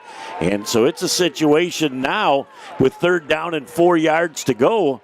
They have an opportunity to make things happen. So Bay City Central, take your time, just at the 1:23 mark, started it. So they don't have to snap it until there's 1 minute left in the clock. And then if they don't get a first down, Central's going to use their last timeout. Joe Blong again. He's trying to get Bay City Central to jump. Nobody's moving. They're counting down to 5. They're going to snap that ball. And they're going to take a delay of game. They're going to call timeout with 1 second left. They were able to get that timeout just prior to the 25-second clock expiring. Yep. So now on this play, if Bay City Central stops them and gets the timeout, they will get their hands potentially back on the football, but they're going to have about 50 seconds left when that ball is punted away, and they're going to have to go the length of the field with no timeouts. Into the wind. Remember, the wind shifted. Now it's coming out of the south a little bit, Jeff. So it's into the wind. Central could get good field position, but you know what happens when you punt into the wind? That ball does a lot of goofy stuff, so you got to make sure you get it, and then hang on to it and get good field position. I think our friend Bob Seeger talked about something against the wind. So again, Bay City Central still has one last ray of hope, but the first thing that they have got to do is stop this third down play and force the Bobcats to kick. But again, Central's going to have to go probably 65, 70 yards with no timeouts left and less than 50 seconds on the clock. But the Bobcats can get a first down here and make that just a victory formation, kneel down and party over. Or let the party just begin. Here we go with Joe Blong. The umpire says to the referee, yep, we got 11 defensively, you got 11 offensively. And they give that ball right up the middle. Valier gets the ball. He's at midfield, and that's going to seal the deal for the John Glenn Bobcats as they are going to come away at the Elmer Engel Football Stadium with a huge victory. The defense from Central all keyed on Joe Blong. Boy, Valier's had a nice game from that running back position tonight, Jeff. And defensively, he's played one heck of a football game. And now he's going to come out, and he is going to wait until he has his eyes riveted on that back judge. The back judge is going to raise his arm up at 10 seconds. We have not seen that yet. And this will be the last snap of the football game. Yep. I'm surprised that he is not going to come up under center for this. As he takes it, he goes right down to a knee. And with 18 seconds left, we're just going to count them down here as the John Glenn Bobcats came across town on a mission to make it happen. And they're going to come out of Central's Elmer Engel Stadium with a 28-24 victory. Mike, that's all there is. There isn't any more. The final score in our ball game, the visitors from John Glenn with a 28-24 victory over a stunned Bay City Central football team and crowd. We're going to take a break. I don't know how we're going to put the wraps on this one, but it could be a long post-game show as we thank our friends from Village Towing again for being part of our game tonight as they are out there on Huron Road. If you need a car repair, you need something from the smallest to the largest towed, they do it all out at Village Towing. We'll be back in just a moment here on BCTV. Back here at the post-game show on BCTV, Jeff Doan and Mike Wisdala along with you. Some people look at it as mom. You turn it upside down, and it is, wow, Mike. What we saw tonight was an incredible 2 halves of football. But the second half that mattered most, the John Glenn Bobcats come up with 21-3 outscoring Bay City Central in the second half to come away with a victory. They came, they conquered, and Bay City Central now at 3-4 is really going to have their hands full to make the playoffs. Yeah, game is everything that we thought it would be, Jeff. It had everything. It had some crucial penalties that big times in the game. Great running by the running backs, good defense, good offense by both teams. Special teams played a big part in this. This is just what we expected. We knew it was going to be like this, but John Glenn had a great scheme in the second half. I don't think they made a lot of improvements. They just put 21 points up on the board and beat a good Central team 28-24. Boy, always one of the pleasures coming to Central, though, is listening to Mike Vincent on the PA. Yeah. He does a phenomenal job of keeping the people involved and entertained. This game did not disappoint. Anybody that came to this game tonight expecting a great game has just got to walk away drained because on both sides it was an ebb and flow of momentum. Yeah, kids played hard, Jeff. The crowd was into it. The coaches were into it. You know, everybody was talking about it all week long. They have been talking about it the whole season long. It finally came. We were not disappointed, and John Glenn did a fantastic job coming back and winning this game 28-24. Most people are going to look at this second half and go, wow, the John Glenn offense scored 21 points. I say wow to the John Glenn Bobcat defense, only giving up 3 points. They did a nice job handling Washington. DeVal Washington and leveling. They were one-on-one most of the night, Jeff. He did a nice job keeping him out of the end zone and keeping him really from catching the football. And you go back to that game where John Glenn beat Heritage. Leveling had 3 interceptions, so he did a nice job tonight keeping Washington in check. Well, Joe Blong, for a sophomore signal caller, made all the right calls, all the right moves, great vision. He had a couple of huge runs in that second half as he had 2 touchdown runs in the second half. He is just an amazing player for just a sophomore. Sophomore with senior skills, Jeff. Looks like he's been playing forever, but we talked about it in the halftime show. Getting him outside the tackles, either he was going to throw it or pass it, and when he started to run towards the line of scrimmage, the DBs of Central came up and he threw the football. When they didn't come up, he took it on the run and made some big plays and got a couple touchdowns. So he had a fantastic football game tonight. And a big interception late in the ball game to seal the deal. As Bay City Central did a lot of great things in this ball game. They moved the football, but in the second half they could not stop the Bobcats and they could not move the football. Both of these things led to the final score being John Glenn 28 and Central 24. Well, and the future for Bay City Central's, Jeff, is really bright. How about Unique Houston coming in, playing his first varsity game, had over 100 yards rushing the football. So, you know, take your hats off to that young man. Both offensive line that did some nice things. Defensively, everybody was pretty solid. When you look at this game, everybody played pretty well overall. It just was a big second half for the Bobcats. Well, the Bobcats went in at halftime. One of their biggest nemesis in the first act were penalties. They really cleaned that up in the second half. Yeah, they took care of that. You know, we talked at the halftime show. One of the things that they had to do was take care of those unforced errors, the offsides, the motion penalties, and both teams did that, but down the stretch, Central made a couple boo-boos like that, but John Glenn was very good at not doing that and not shooting themselves in the foot. Bay City Central, you look ahead to the next 2 weeks. They've got Heritage next week and Western. At 5-4, there still is a chance with 2 victories in their last 2 games that they'll be able to get themselves into the playoff picture. So the season's not over by any stretch for Bay City Central with this loss. No, I mean, they got to go to Heritage, and then they got the big game here against Western that we're going to do on BCTV, Jeff. So, you know, there's still some opportunities for Coach Frazier and his squad. And the John Glenn Bobcats just got new life, got a breath of fresh air. They got another opportunity. They're at 4-3 right now. So, you know, this was a key football game. It had playoff atmosphere. It looked like a playoff game. The crowds were like a playoff. There was 6,000 to 6,500 people at this football game tonight, and there was a lot of noise going on. So, and the crowd was really excited. It was fun to watch. Bay City Light and Power should have come and really been able to harness the energy from this one because it was an electrifying game. Somebody had to win and somebody had to lose, but what we expected and were not disappointed with, it went right down to the last minute. Fantastic game. Both teams played really well. Jeff, you know what? We saw some good kids playing football tonight for both squads.